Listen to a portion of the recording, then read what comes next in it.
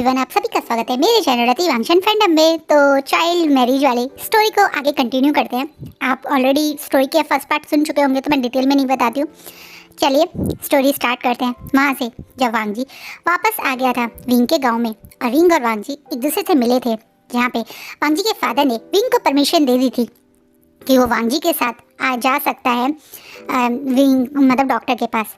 अब आगे गाँव से इस समय वांग जी के साथ शहर जाता हुआ विंग बहुत नर्वस हो रहा है। वो दोनों इस समय गांव के ही एक इंसान की कुछ समय के लिए बाइक मांग के लेके जा रहे हैं। विंग बहुत नर्वस है, वो काफ़ी अच्छे से आज तैयार हुआ है। हाँ, आज हमारा विंग तैयार हुआ है। कितने साल बाद आज उसने कुछ अच्छा सा पहना है। कितने साल बाद आज उसने अपने बाल ढंग से बनाए हैं। कितने साल बाद आज उसने फिर से खुद को शीशे में देखकर अपने चेहरे को छू कर महसूस किया है। जैसे विंग ये सब कुछ भूल गया था। तैयार होना, बाल बहाना, अच्छे से कपड़े पहनना, नील प्रिंट लगाना, ये सब विंग भूल गया था। शायद विंग खुद को ही भूल गया था। लेकिन आज फिर से लंजा के साथ ये छोटी सी बाइक राइड ही के लिए वो तैयार हुआ है। थोड़ा घबराया हुआ, थोड़ा नर्वस सा विंग अब अपने घर से बाहर निकलता है। डरता हुआ इधर उधर देखता है, लेकिन कोई है ही नहीं जो उसे देख रहा है। सब अपने काम में बिजी हैं। लंजा अब उसे थोड़े तेज से बोलता है, विंग समय क्यों वेस्ट कर रहे हो, जल्दी चलो, डॉक्टर हमारा इंतजार कर रहा होगा, हमारी अपॉइंटमेंट है। विंग जिसे विंग हाँ हाँ हाँ बोल के घबराता हुआ एक तरफ को पैर करके बैठने की कोशिश करता है, जिसे लंजा उसे डांट लगाता है, ऐसे क्यों बैठ रहे हो लड़कियों की तरह, ठीक से बैठो, अच्छे से ठीक से मेरे पीछे बैठो। जिसे विंग नर्वस होता हुआ अब दोनों साइड पैर करके घबराता हुआ पीछे की तरफ सीट पकड़ के बैठ जाता है। लंजा उसे यहाँ कुछ नहीं बोलता। विंग को जैसा सही लग रहा है वो बैठे देने दे रहा है। गांव से बाहर निकलते ही वांग जी अपनी बाइक रोक के खड़ा हो जाता है, जिसे विंग एकदम से घबरा बोलता है, क्या हुआ लंजा, बाइक में कुछ खराबी हो गई? तुम्हारे दिमाग में खराबी हो गई, तुम ऐसे कैसे बैठे हो, डरे हुए घबराए हुए? ठीक से बैठो विंग, मुझे सही से पकड़ के बैठो। तुम्हें पता है ना कच्चा रास्ता है, ढलान है, ऊपर नीचे है, कहीं से गिर गए तो ठीक से पकड़ो। विंग हाँ मैंने ठीक से पकड़ा हुआ है, सीट को नहीं मुझे पकड़ो। वांग जी ये बोलकर बड़े हक से विंग के हाथ को अपनी कमर पे रखकर उसे पकड़ लेता है, जिससे विंग की पूरी बॉडी में शिवर सी दौड़ती है। वांग जी को वो बताना चाहता था कि उसे किसी के टच से अब डर लगता है, किसी का छूना उसे अंदर से कांप देता है। वो तो कई बार यानी के टच से भी घबरा जाता है, लेकिन वांग जी का उसे इस तरह टच करना वो डरा नहीं। आज विंग बिल्कुल नहीं घबराया। वांग जी का उसका हाथ पकड़ना उसे कुछ घिनौना नहीं लगा, कुछ अजीब नहीं लगा। ऐसा क्यों? वो तो उसका अल्फा भी नहीं है। उसका अल्फा तो जंक्शन है। किसी और अल्फा का उसे इस तरह से हाथ पकड़ना कितना बड़ा गुनाह है। लेकिन ये गुनाह भी उसे इतनी खुशी क्यों दे रहा है? उसे सारे रिवाज तोड़ना, सारे गुनाह करना, जैसे सारी गलतियां करना बिल्कुल भी बुरा नहीं लग रहा। वांग जी को उसने अब कस के पकड़ लिया है। वहीं वांग जी अपनी बाइक की स्पीड बहुत तेज कर देता है। वहीं विंग बिल्कुल वांग जी से चिपट गया है। उसे अब किस चीज़ की शर्म, डर, घबराहट कुछ नहीं, बहुत सह लिया। ये शर्माना, घबराना, रिश्ते, रिवाज और इन बंदिशों में बंधना उसने बहुत कुछ देख लिया, बहुत कुछ सह लिया। आज वो ये सब तोड़ के बेशर्मों की तरह अपने लंजा की कमर में हाथ डाले हुए उससे बिल्कुल सीना चिपकाए हुए जा रहे हैं। लोग किस नज़र से उसे देख रहे हैं उसे कोई फर्क नहीं पड़ रहा। आज उसके चेहरे पे वो ओमेगा वाला मास्क या ये कह सकते हैं वेल टाइप भी नहीं है। आज वो बिना वेल के खुलेआम लंजा की कमर में हाथ डाले बस जा रहा है, बिना डरे, बिना घबराए, बिना कुछ सोचे। जिसे सोचना है वो सोचे, लेकिन आज उसे ये पल ऐसे ही जीना है, ऐसे ही इस ठंडी हवा को अपने चेहरे पे महसूस करना है। वो चोट, वो घाव, वो दर्द, जैसे इस हवा के साथ उस चेहरे को छू के जाते हुए वो दर्द भी अपने साथ ले जा रहा है। विंग को वो सब दर्द याद है। उसे बाहर निकलना बहुत मुश्किल है, बहुत समय लगेगा विंग को, लेकिन लंजा के साथ वो दर्द कहीं गायब सा हो जाता है। क्यों? लंजा एक मेडिसिन से ज़्यादा पेन किलर का काम कर रहा है। वो मेडिसिन तो खाने के काफ़ी देर बाद असर होता है, तब शरीर का दर्द जाता है। पर लंजा का उसके पास आते ही उसकी ज़िंदगी का दर्द जैसे कहीं चला जाता है। लंजा उसकी लाइफ में क्या है विंग को उसी दिन, उसी पल, उसी समय महसूस हो गया। दोनों डॉक्टर के पास जाते हैं। डॉक्टर विंग को अच्छे से एग्जामिन करता है, विंग से घंटों तक कई सवाल करता है। हर बार सवाल के बाद कॉपी पे कुछ लिखता है और कुछ घंटे बाद वो विंग और वांग जी को एक साथ अपने कैबिन में बुलाता है। वो वांगजी के आगे विंग को काफ़ी सारी ट्रॉमा वाली प्रॉब्लम्स है गिनवाता है। मैं उनके एग्जैक्ट नाम नहीं यूज़ करूँगी वरना आप समझ जाओ कि कितने बड़े खतरनाक होते हैं। पर हाँ, विंग उस समय किस ट्रॉमा से बीत रहा है मैं आपको बता रही हूँ। विंग को अकेलेपन से, अंधेरे से डर लगने लगा है। विंग को भीड़ के बीच में एक अजीब सी घबराहट होती है। लोगों का उसके ज़्यादा पास आने से उसे डर लगता है। अनजान शहर देखकर वो घबरा जाता है। किसी भी उसके अपोजिट या ये बोल दो किसी भी अल्फा का, जेंडर का उसे टच करना उसे घबराहट और अपने शरीर में घिनौनापन महसूस करवाता है। वो अकेले अपनी फैमिली में ज़्यादा खुशी और ज़्यादा अच्छा फील करता है बाइंदा किसी के साथ रहने से। उसे खाना बिल्कुल अच्छा नहीं लगता, उसे खाना खाया नहीं जाता, ज़्यादा खाना वो खा नहीं पा रहा, उसे तो कम भी खाना नहीं खाया जाता, उसे भूख ही नहीं लगती। ये सब बीमारियां हैं जो विंग की बॉडी में हो गई है, जो किसी शरीर की प्रॉब्लम नहीं बल्कि दिमाग के ट्रॉमा की वजह से उसके शरीर में ही है। और इन सब पे अब विंग को काम करना है। विंग को लगातार एंजाइटी की भी दवाई होगी, उसे पैनिक अटैक भी आएंगे। इन सब को विंग के शरीर में अब आ गए हैं। ये बातें विंग के लिए तो नॉर्मल थी क्योंकि वो इस सब को जानता है, वो जानता है उसमें कोई प्रॉब्लम है।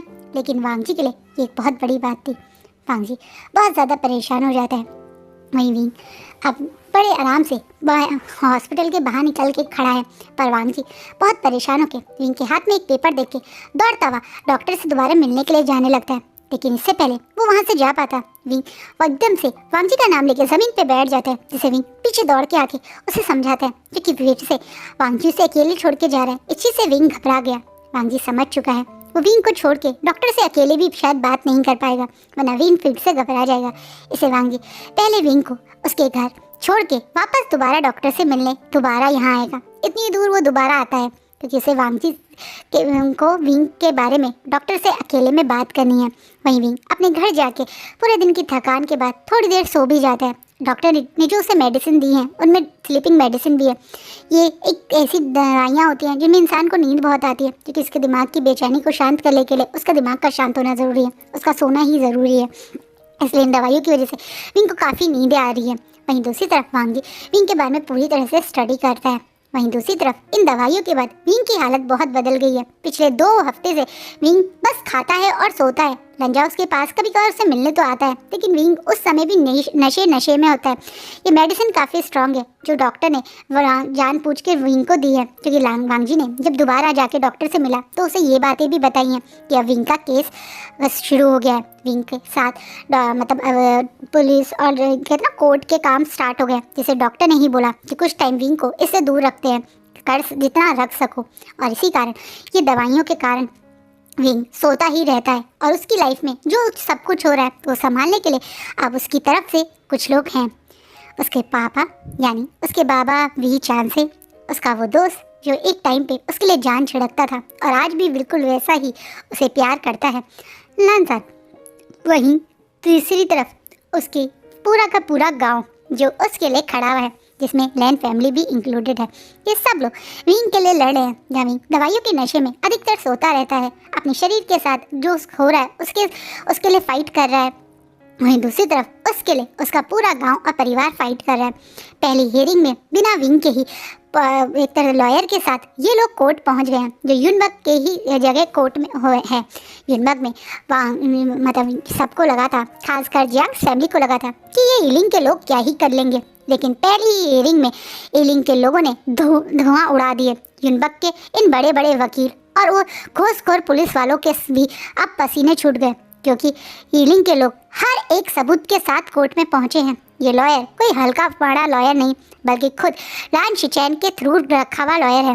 लान शिचैन ने सारे के सारे जो अच्छे सबूत हैं उन सबूत को उस लॉयर को दिया था, और सबूत एक से एक बढ़कर एक खतरनाक है। उस डॉक्टर की स्टेटमेंट और पुरानी रिपोर्ट्स भी हैं। इतनी सारी रिपोर्ट्स हैं कि जिन्हें देखकर जज भी परेशान है। क्या इतनी बार इस मासूम से 14 साल के बच्चे के साथ गलत हुआ है? वहीं जज को विंग के पेरेंट्स की भी खूब झाड़ लगाते हैं और उन्हें एक बहुत बड़ा फाइन भी लगाते हैं, क्योंकि उन्होंने चाइल्ड मैरिज करी थी जो इलीगल है, जिसके कारण कहीं ना कहीं विंग के फादर जेल में जाने को भी तैयार हो जाते हैं। जिसके लिए इनके फादर की पनिशमेंट के मतलब एक तरह से पैसे देने के लिए जो उनके होता है ना जुर्माना, वो जुर्माना भी देते हैं। वहीं दूसरी तरफ जियांग फैमिली को लॉयर के मतलब जो जियांग फैमिली का लॉयर था वो तो कुछ बोल ही नहीं पाता है, क्योंकि जज जियांग फैमिली की ऐसे धज्जियाँ उड़ाता है, खासकर जियांग फैमिया और मैडम यू की। इतना ही नहीं, लान शिचेन बहुत तेज और बहुत समझदार इंसान है, इसलिए उन्होंने मीडिया की भी पूरी मदद करी। खासकर जो लोगों की सोच होती है वो थोड़ी सी भावुक और थोड़ी सी होता है ना साइड में कह लो, या लोग सेंसिटिव होते हैं, वो ओमेगा के लिए ज़्यादा होते हैं। लोग समझे जब 14 साल के ओमेगा के साथ इन पैसे वाले लोगों ने गलत किया, उस समय न्यूज़ में जब ये बात आई, खासकर न्यूज़पेपर में, तो काफ़ी सारे जियांग फैमिली की मतलब जो क्लाइंट थे, जो जियांग फैमिली के एक होता है फैमिली फ्रेंड्स थे या बिजनेस फ्रेंड थे, उन्होंने भी मिलकर जियांग फैमिली की निंदा करी। मैडम यू को यकीन नहीं हुआ कि वो एक तरीके से जो काम घर के अंदर छुप के कर रही थी वो इस तरह से खुलेआम आ जाएगा। यहाँ तक कि यानली की दूर दूर के रिलेटिव भी यानली के लिए वरी करने के लिए अब जियांग फैमिली आने लगे। यानली के खुद के माँ बाप बहुत गरीब थे, तो वो एक दो बार यानली से मिलने यहाँ आते तो थे, लेकिन मैडम यू उनकी बेइज्जती करके उन्हें भगा देती थी, तो यानली के पेरेंट्स ज़्यादा कुछ नहीं कर पाते थे। लेकिन अब जब यानली के रिश्तेदार और बाकी सब लोग भी यहाँ आने लगे तो मैडम यू भी घबराने लगी हैं। चैन की तो हालत बेहाल हो गई है, लोग जहाँ भी वो जाते हैं तो उसे गंदी नज़रों से देखने लगते हैं। सब कहते हैं अरे ये वही वाला अल्फा है ना, सोचो अपने 14 साल की बच्ची ओमेगा के साथ क्या क्या करता है, अरे इसने तो अपने बच्चे तक नहीं छोड़े। ऐसी बातें वहाँ जांगचन के कानों में लोग बोलते हैं, जिसे जांगचन बहुत फ्रस्ट्रेट होकर आज अपने घर आके सामान तोड़ फोड़ रहा है। आज फैमिया जांगचन का फेस अपनी तरफ करके जोरदार थप्पड़ मारते होते हैं, ये क्या बदतमीजी है, कम नुकसान कर चुके हो तुम हमारा, जो अब घर को भी तोड़ने पे आ गए हो। आपको नहीं पता मैं क्या सह रहा हूँ?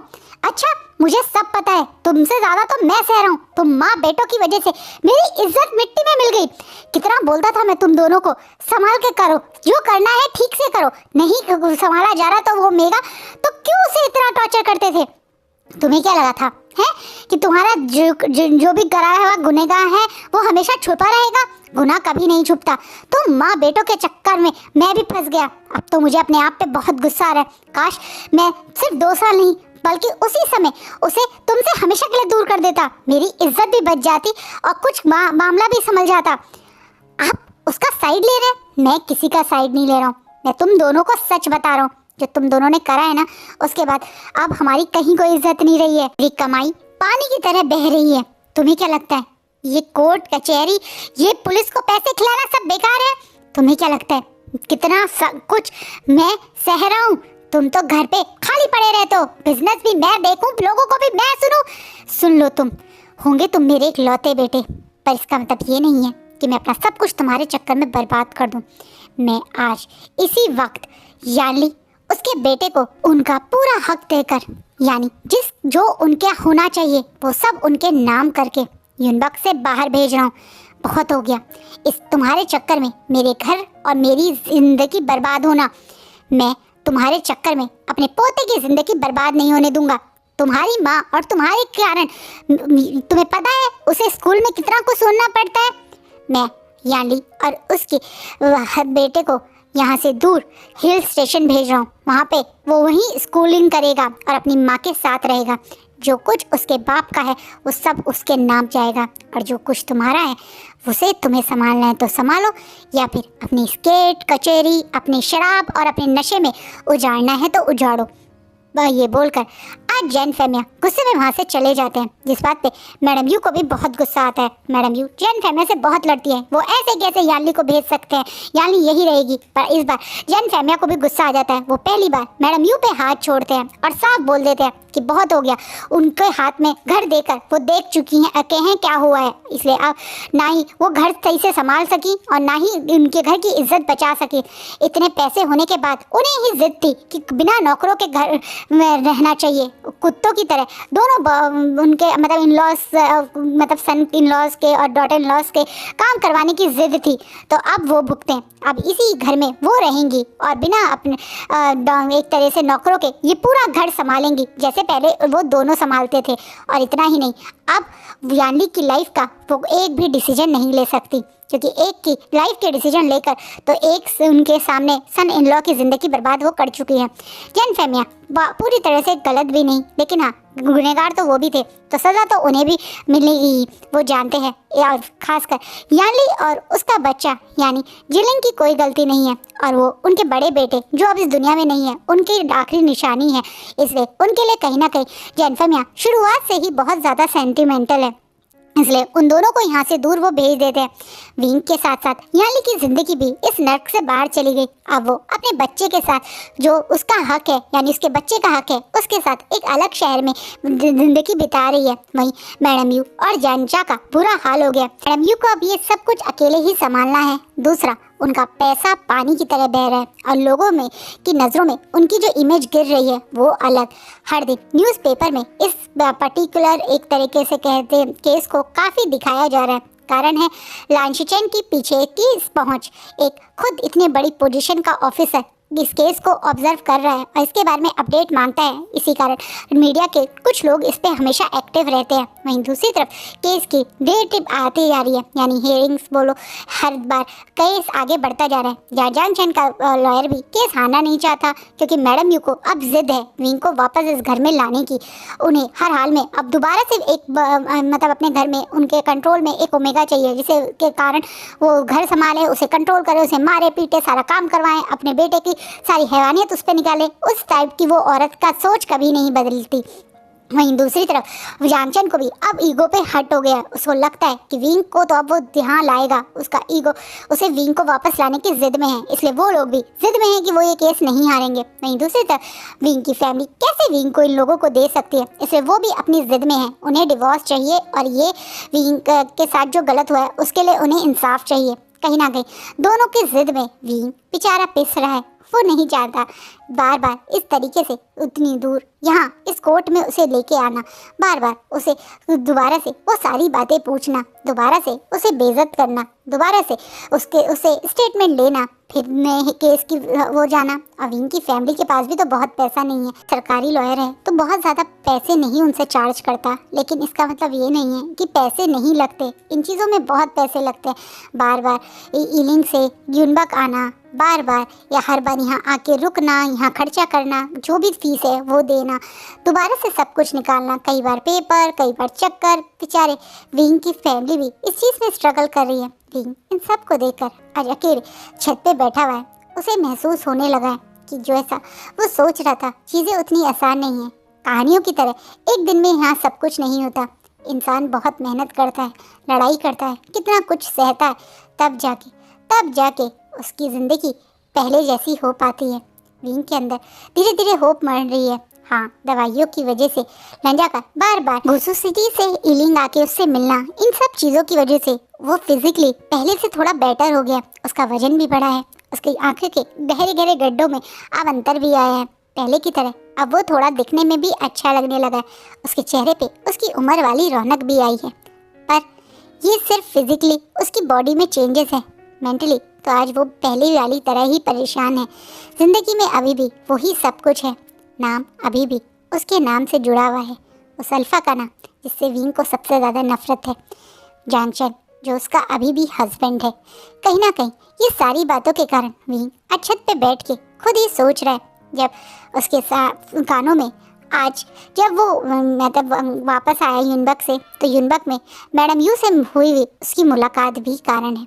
या मैडम यू उसे महसूस करवाती हैं कि वो खुद के चक्कर में अपने घर वालों को बर्बाद कर देगा। अब कौन करेगा उसके ओमेगा भाई बहनों से शादी? एक डिवोर्सी ओमेगा का कौन अपनाएगा? वाली तरह कोई कुंवारा ओमेगा नहीं, बल्कि किसी का छोड़ा हुआ ओमेगा कहकर ही लोगों के बीच में जाना जाएगा। इन बातों से विंग पे बहुत फर्क पड़ा है। विंग को कहीं ना कहीं मैडम यू की बातें गलत भी नहीं लग रही। कोई उसे कुछ नहीं कहता, क्योंकि ईलिंग उसका गाँव है, यहाँ सब उसके अपने हैं। उसका सच वही है जो मैडम यू ने कहा, यानी अब वो पहले जैसा एक प्योर इनोसेंट ओमेगा नहीं, बल्कि एक यूज्ड ओमेगा, एक ऐसा ओमेगा जिसको उसके साथ बहुत गलत हुआ है, जो उसके शरीर और आत्मा पे दाग लग चुके हैं। उन दागों को विंग अपने अंदर से, अपने मन से मिटा नहीं पाएगा और शायद लोगों को भी उस दागों को उससे छुपा नहीं पाएगा लोगों से। कहीं ना कहीं इन बातों को विंग अच्छे से जानता है और वो ये भी जानता है कि अब वो लंजा के लिए बिल्कुल भी नहीं सही रहेगा, क्योंकि लंजा एक इनोसेंट और एक स्ट्रॉन्ग अल्फा है। वो एक पढ़ा लिखा, एक अच्छी सरकारी जॉब करने वाला अल्फा, जिसे बहुत अच्छे, बहुत सुंदर और बहुत ज़्यादा उसे सूट करने वाले ओमेगा सही रहेंगे। उस जैसा एक ऐसा ओमेगा जिसकी पहले से शादी हो गई हो और पढ़ाई क्या की है विंग ने। विंग इस बात को गलत भी नहीं कहता कि उसके फादर उस समय पूरी तरह से गलत थे। एक समझदारी और मेच्योरिटी वही होती है जब आप अपनी गलतियों को भी माने। हाँ, विंग अपने फादर से नाराज़ है। विंग के फादर ने जो उसके साथ उस 14 साल की उम्र में किया था वो गलत था, लेकिन कहीं ना कहीं लंजा और उसकी भी गलती थी, क्योंकि 14 साल की कम उम्र में वो और लंजा कुछ गलत तो कर रहे थे। जब उनके माँ बाप ने उन्हें पढ़ने के लिए बोला था तो उस समय विंग को लंजा को भी रोकना चाहिए था और यही बातें बोलनी चाहिए थी कि एक बार कुछ बन जाते हैं फिर ये सब करेंगे। विंग इन बातों को भुला भी नहीं सकता। वो मानता है हर जगह माँ बाप भी गलत नहीं होते, कई जगह बच्चों की भी गलती होती है। लंजा का उस 14 साल की उम्र में विंग से शादी करने की जिद कर लेना भी गलत था। वो लंजा की उस बचपने को के खातिर लंजा को पूरे मतलब एक तरह से गुनहगार नहीं मानता। वो बचपने में भरा हुआ था। हाँ, पर गलती उनकी भी थी। उन्हें भी अपने करियर के बारे में पहले सोचना चाहिए था। विंग के फादर उसे 12वीं तक तो पढ़ाना चाहते थे ना, लेकिन विंग ही था जो गलत जगह पहुंच गया। लंजा के प्यार को उसने उस समय ज़्यादा इंपॉर्टेंस दी, अपनी पढ़ाई को कम, लेकिन आज उसे महसूस हो रहा है पढ़ाई बहुत ज़रूरी होती है। अगर विंग पढ़ा लिखा होता तो कुछ कर सकता था, शायद छोटी मोटी नौकरी से ही शायद कुछ तो करता, कुछ तो पैसे अपने घर में ला सकता था। लेकिन अब वो क्या करे, अपने फादर को उजड़ता हुआ देखे, अपने छोटे भाई ओमेगा भाइयों की ज़िंदगी बर्बाद होती देखे, क्योंकि उसके फादर उसे के केस जीतने के लिए बहुत पैसा उड़ा रहे हैं, बहुत पैसा पानी की तरह बहा रहे हैं। वो जानता है शायद जंग्स फैमिली बहुत अमीर है, वो इस पैसे को अब बहा भी देगी तो अपनी ज़िंदगी आराम से जी सकती है, लेकिन विंग की फैमिली इतनी अमीर नहीं है। वो एक गरीब से, एक पिछड़े हुए गांव के छोटे से किसान के घर का ओमेगा है और उसके लिए इस समय अपने माँ बाप का उसके लिए इतनी स्ट्रांग डिसीजन स्टैंड लेना ही बहुत बड़ी बात थी। उसके बाबा का उसका साथ देना, उसके बाबा का उसे वापस उसके ससुराल या ये बोल दीजिए जांग्स की फैमिली में वापस ना भेजना एक बहुत बड़ा स्टैंड था। लेकिन वो अपने छोटे भाइयों को और अपने बाबा को अपने लिए ऐसे गरीब होता हुआ तो नहीं देख सकता, इसलिए विंग कुछ डिसाइड करता है। वो जानता है लंजा आज भी उससे मिलने ज़रूर आएगा। गोसू सिटी से लंजा उससे मिलने आता है जब उसकी छुट्टियां होती हैं, तब अपने रविवार को वो यहाँ पहुँच जाता है। घंटों के सफ़र करके, कभी ट्रेन, कभी बस, तो कभी अपने भाई की गाड़ी से लंजा हर बार विंग से मिलने आता है। विंग को वो भी देख रहा है लंजा का थका हुआ शरीर, जो पूरा हफ्ते अपनी ही नौकरी करे और फिर उसके मारे भागा भागा गाँव आ जाए, ये भी विंग नहीं चाहता। इसे विंग ने आज कुछ बड़ा मन में सोचा है। विंग जो सच्चाई को देख चुका है और अब ज़िंदगी में सच्चाई के साथ और एक प्रैक्टिकल सोच के साथ ही जीना चाहता है। वो अब अपने रूम में जाकर कुछ सामान अपनी पोटली में बांध के लंजा का वेट करने लगता है। लंजा अपनी एक तरह से वादा कह लो या अपने समय का पाबंद उससे मिलने शहर से गांव जरूर आता है और आते ही वो विंग से ही मिलने, विंग की तबीयत, विंग के बारे में जानने की इच्छा रखते हुए उसके घर पहुंच जाता है। लेकिन आज विंग वांग जी की कोई बात पे ज़्यादा ना रिएक्ट करता हुआ बस नीचे मुँह करे बैठा है, जिससे वांग जी थोड़ा परेशान होकर बोलता है, क्या हुआ विंग, तुम ठीक हो? आज तुम पहले की तरह मेरे किसी भी सवाल का जवाब नहीं दे रहे, बस शांत हो। क्या मेरी कोई बात बुरी लग गई? हाँ, एक बहुत बड़ी बात है जो मुझे तुम्हारी बहुत बुरी लग रही है। क्या हुआ विंग, क्या मैंने तुम्हें कुछ गलत कहा? क्या मेरी तरफ से कुछ गलती हो गई? हाँ लंजा, तुम एक बहुत बड़ी गलती कर रहे हो। वांग जी जैसे ही विंग के मुँह से बात सुनता है तो उसका चेहरा पूरी तरह से उतर जाता है। वो चमक, वो खुशी जो उसकी आंखों में थोड़ी देर पहले थी विंग से मिलने की, वो अचानक से थोड़ी दुख में कन्वर्ट हो जाती है। अब वो फिर से घबराते हुए पूछता है, क्या गलती करी मैंने विंग? तुम अपना समय और अपना पैसा एक गलत जगह वेस्ट कर रहे हो। तुम बिना बात के हर वीकेंड पे, हर रविवार को यहाँ पे भाग दौड़ के आ जाते हो। तुम्हें लगता है ये सही है? हर रविवार तुम्हारा यहाँ से यहाँ ना में खर्चा करना, फिर बस एक दिन यहाँ रुकना और फिर भाग के वापस चले जाना, इतनी भाग दौड़ तुम्हारे शरीर के लिए सही है? भी तुम मेरी सेहत के लिए परेशान हो तो मत हो, मैं ठीक हूँ, मैं अपना ध्यान रख पा रहा हूँ विंग। नहीं विंग, रंजा, मुझे साफ साफ दिख रहा है तुम ठीक नहीं हो। मेरा वजन तो बढ़ गया, लेकिन तुम्हारा वजन कितना गिर गया है।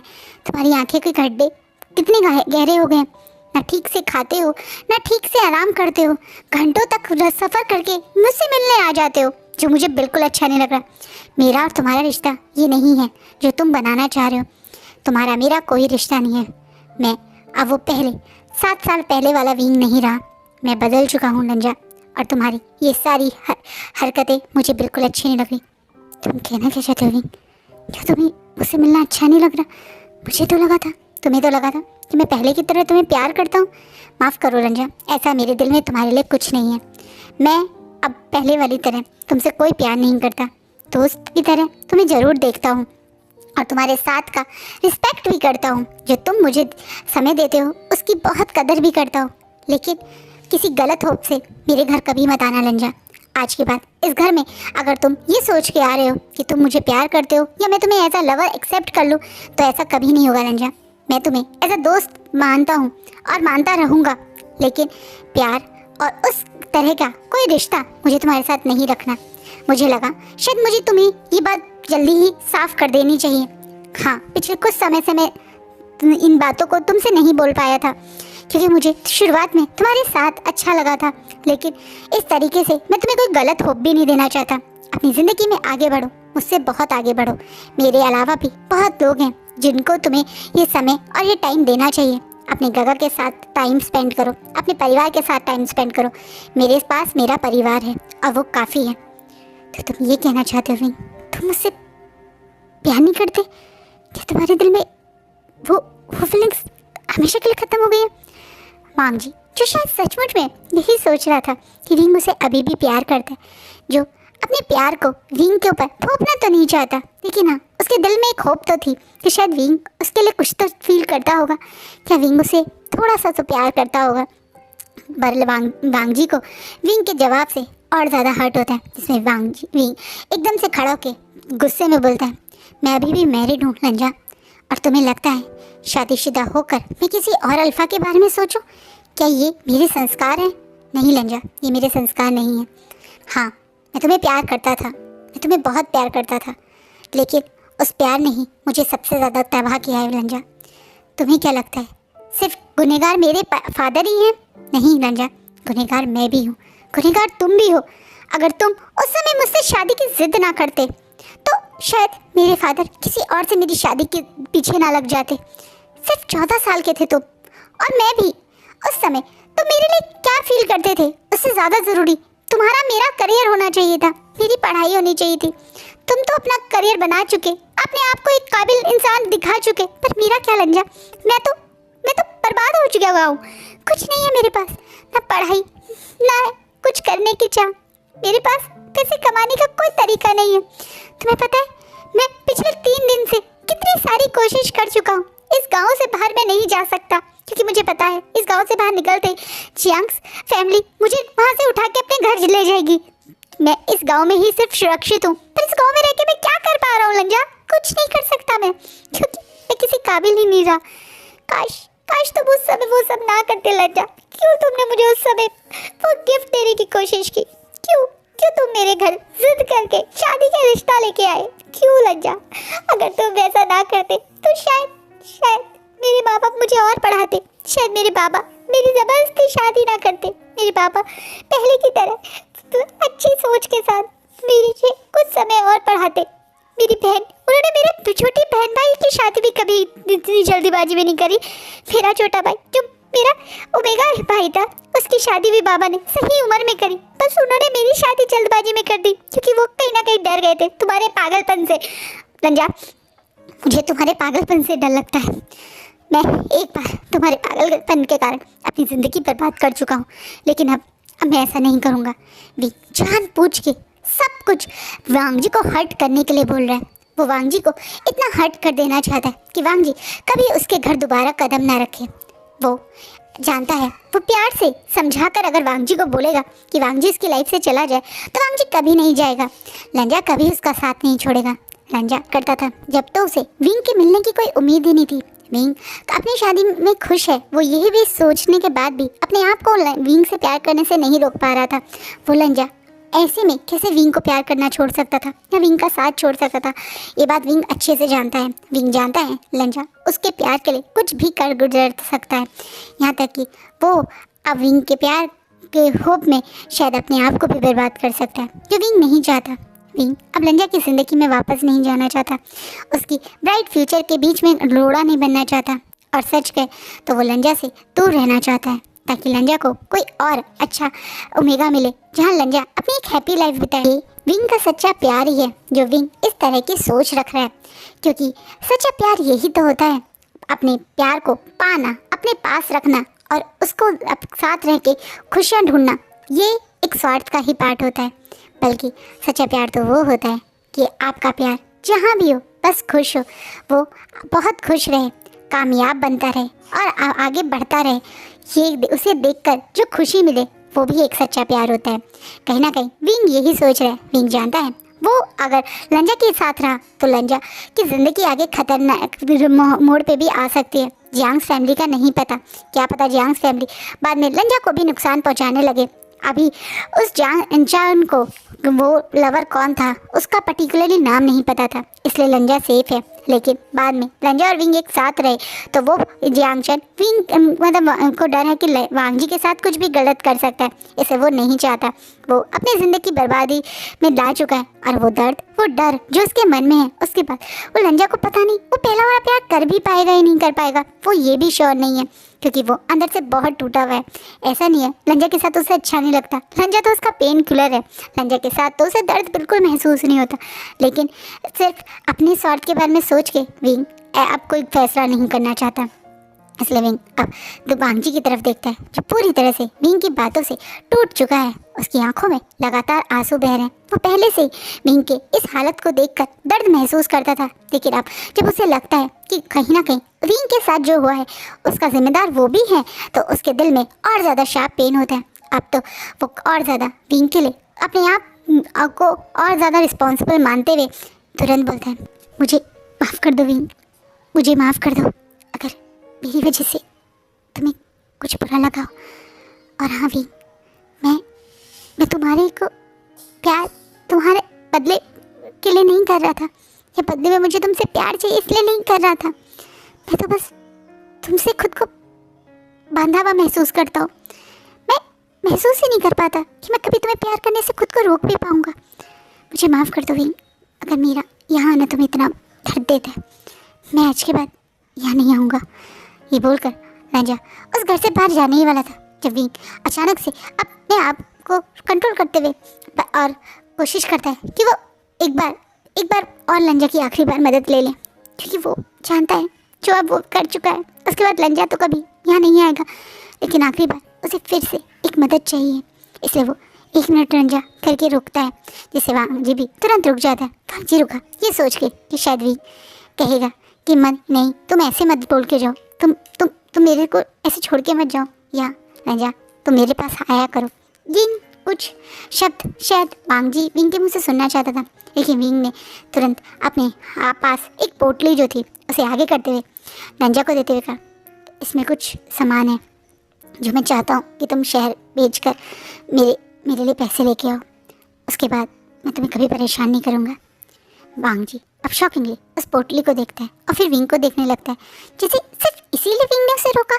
वो इसलिए शॉकिंग देख रहा है, लेकिन विंग ये सोचता है कि वांगजी सोच रहा है इस पोटली में क्या है, इसलिए वो तुरंत बोलता है, इसमें मेरे ही गहने हैं, मैं शादी में आने वाला था, इसलिए हुन जियांग फैमिली ने शो ऑफ के लिए मुझे कुछ गहने दिए थे, यही सोच के दिखाने के लिए कि उनकी घर क्या एक तरीके से सन इन लॉ कितना अच्छे से रहता है, इसलिए इतने सारे गहने पहनता है, इसी कारण ये मेरे पास थे।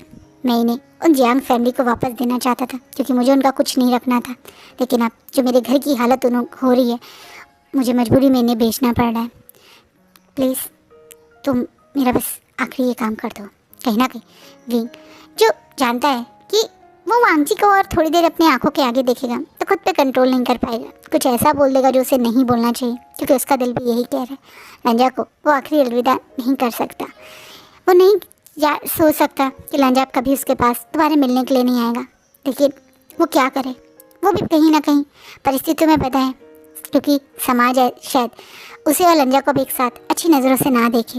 मैडम यू की बातें असर करती हैं, लोगों की बातें हर जगह हर इंसान के दिल में दिमाग में छवि छोड़ देती है। ये बात कहना गलत नहीं होगा, बहुत सारी चीज़ें इंसान जो समय के साथ महसूस करता है, सुनता है, वो उसकी आदत और उसके फ्यूचर को पूरी तरह से बदल देता है। विंग वांगजी के साथ एक हैप्पी फ्यूचर देखना चाहता था, लेकिन वो अपना सच भी जानता है, समाज की सोच भी जानता है। वो जानता है सोसाइटी उसे और लंजा को एक साथ कभी अच्छी नज़रों से नहीं देखेगी। कहीं ना कहीं लंजा को भी लोग एक गलत नज़रों से देखेंगे, लंजा को सवाल भरी नज़रों से देखेंगे। और जो विंग नहीं चाहता, वो चाहता है लंजा को लोग रिस्पेक्ट वाली नज़रों से देखें, लंजा को लोग रिस्पेक्ट ही दे, कोई सवाल या लंजा के बारे में कुछ गलत ना सोचे। वो जो भी अब सह रहा है वो शायद उसकी किस्मत है और उसे सहना पड़ेगा, लेकिन लंजा क्यों इस सब में फंसे, इसलिए वो लंजा को इन चीज़ों से बाहर निकालना चाह रहा है। वहीं वांगजी तो बहुत हर्ट हो गया, उसे लगा आज विंग ने उसे अपने पूरे मतलब उसके साथ जो कुछ हुआ उसका रिस्पॉन्सिबल बना दिया। कहीं ना कहीं वांगजी अब अपने घर पे आके अपना सर पकड़ के बैठ गया। वो गोल्ड के सामान जो वांगजी को दिए हैं वो उसके हाथों में है, और उसे खोल के उसने देखा भी तो सच में उसमें काफ़ी गोल्ड है। वांगजी ऐसा नहीं था कि विंग की बात पे भरोसा नहीं कर रहा था, पर वो सिर्फ खोल के एक बार देख रहा था कि होता है ना भाई, हम किसी घर से कोई रिस्पॉन्सिबिलिटी के साथ चीज़ लाएँ तो हम एक बार उसे संभाल के रखने के लिए से पहले देख लें, कभी कभी हमसे कुछ मिस ना हो जाए, इस वजह से वो देख रहा था। वहीं जब वांगजी की मदर यानी मैडम लहन रूम में आती हैं और वांगजी को इतने सारे गोल्ड के साथ देखती है तो एकदम से उससे सवाल पूछने से रोक नहीं पाती। लंजा तुम इतना सारा गोल्ड लेकर आए हो इस बार?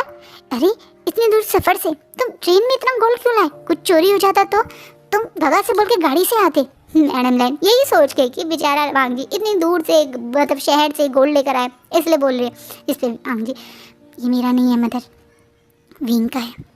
एकदम बोलता है विंग ने तुम्हें ये सब दिया है? क्यों? उसे कुछ पैसे की कमी है। हाँ, वो उनके घर की हालात अभी ठीक नहीं है ना, काफ़ी परेशान हो रहे थे विचान से भी। गांव में भी इस बार में काफ़ी बातें हो रही हैं, जिस तरीके से इस कोर्ट में और पुलिस के चक्कर में उनके पैसे जा रहे हैं, अब शायद वो जल्दी अपना खेत भी गिरवी रखने की सोच रहे हैं। अच्छा, आपने मुझे पहले क्यों नहीं बताया? विंग थोड़ा वरी करते बोलता है अरे तुम कहाँ क्या ही कुछ कर पाते, वैसे हम सब गांव वालों ने उसे रोका है, हम सब कह रहे हैं कि इसे कुछ गिरवी रखने की ज़रूरत नहीं, हम सब मिलकर उसकी मदद करने की सोच रहे हैं, इसलिए मैंने नहीं बताया। पर तुम क्यों इतना परेशान हो? तुम मुझे इतने दुखी क्यों लग रहे हो? मैडम लाइन जो अपने बेटे की शक्ल को देखकर सब समझ जाती है, बहुत प्यार से वांगजी के पास बैठती है और उसकी तरफ देखते हुए बोलते वांगजी जो अभी विंग से सुन के आया है, जो उसके दिल में दर्द हो रहा है वो छुपा नहीं पाता और तुरंत अपनी मदर को हक करके रोते हुए बोलते हैं मदर विंग मुझसे दोबारा मिलना नहीं चाहता। आपको पता है उसने मुझे क्या कहा? उसने मुझसे कहा कि मैं भी उसकी ज़िंदगी बर्बाद करने के पीछे हूँ। आपको पता है मदर, वो मुझे बिल्कुल प्यार नहीं करता, वो मुझे अपने जीवन में नहीं चाहता। हाँ जी, रोते हुए जब ये बोलता है तो मैडम लैम को भी बहुत दुख होता है। उसकी कमर को सहलाते हुए उसे चुप करवाते हुए अपनी तरफ देखती है। वो सारी बातें भी जो वांगजी ने बोली, वो मतलब विंग ने वांगजी को बोली, वो सारी बातें भी वांगजी की सुनकर अब मैडम ने बहुत प्यार से वांगजी की शक्ल देखती है और बोलती है शांत हो जाओ वांगजी, विंग बहुत दर्द में है, तुम्हें नहीं पता वो इस समय कितना कुछ सह रहा है। उसकी हालत, उसकी परिस्थिति एज ओमेगा मैं समझ सकती हूँ, इसलिए मैं जानती हूँ उसने ऐसा क्यों बोला होगा। क्यों कहा उसने मुझे ऐसा मदर? बताइए ना, वो मुझे ऐसे क्यों बोला? क्योंकि वो टूटा हुआ है लंजा, वो पूरी तरह से टूटा हुआ है और उसकी बातें गलत भी नहीं है। उसकी ज़िंदगी का फैसला हम सब ने करा। उसकी ज़िंदगी में सब ने उसके साथ कुछ ना कुछ गलत तो करा ही था। जो उसने ये 7 साल दर्द सहा, इस 7 साल के दर्द के लिए वो कहीं से भी जिम्मेदार नहीं था, लेकिन कहीं ना कहीं वो बेचारा सबसे ज़्यादा ही दर्द में था। तुम्हें पता है, मुझे भी लगता था कुछ समय पहले तक मुझे भी लगता था कि विंग के साथ गलती में सिर्फ वीचांद से नहीं, हम भी जिम्मेदार हैं। काश उस समय हम वीचांद के घर में तुम्हारी शादी का रिश्ता ना ले जाकर बल्कि उनके साथ बैठ के अच्छे समझदारी से डिस्कशन करते तो चीज़ें कुछ अलग होती। रंजा, तुम बचपन में थे, तुम उस समय अपनी बढ़ती हुई उम्र में थे, तुम्हें विंग से शादी करने का जोश था, यही कहें तुम पूरी तरह से विंग के प्यार में डूबे हुए थे, इसलिए तुम्हें शादी का फैसला सही लग रहा था। लेकिन बड़ों की तरह हमें उस समय जो समझदारी का फैसला करना था वो तुम्हारी शादी नहीं बल्कि तुम दोनों को समझाना चाहिए था। तुम दोनों बच्चे थे, तुम दोनों को हमें शांति से एक जगह बैठा के पहले समझाना चाहिए था कि तुम लोगों की शादी ही हम एक दूसरे से करवाएंगे, पर तुम दोनों पहले अपने करियर के बारे में सोचो, अपने आप को सही उम्र तक तो आने दो। हम दोनों परिवार को मिलके उस समय यही सही फैसला लेना चाहिए था। गलती हम सब ने करी, मैंने, तुमने और विंग के पेरेंट्स ने भी, जिसकी सज़ा सिर्फ बेचारे विंग को मिली। अगर इस समय वो दर्द में है और हम सबको जिम्मेदार कह भी रहा है तो उसे गलत नहीं कर रहा लंजा, उसकी पॉइंट ऑफ व्यू से समझो तो वो सही है, उसके नज़रिए से देखो तो उसकी एक भी बात गलत नहीं है। 14 साल की कम उम्र में तुम मुझसे शादी के जैसे बड़े बड़े बातें करके उसके घर वालों के सामने लड़ने पहुंच जाते थे, क्या वो बातें सही थी? तुम बहुत छोटे थे उस समय, तुम्हें वहाँ पे इस तरह की हरकतें करना वो सही नहीं था। हर जगह विंग के पेरेंट्स गलत नहीं है, तुम भी गलत हो, ये बात विंग गलत नहीं कह रहा है, इसलिए तुम इन बातों को दिल पे मत लगाओ बल्कि विंग के बारे में सोचो।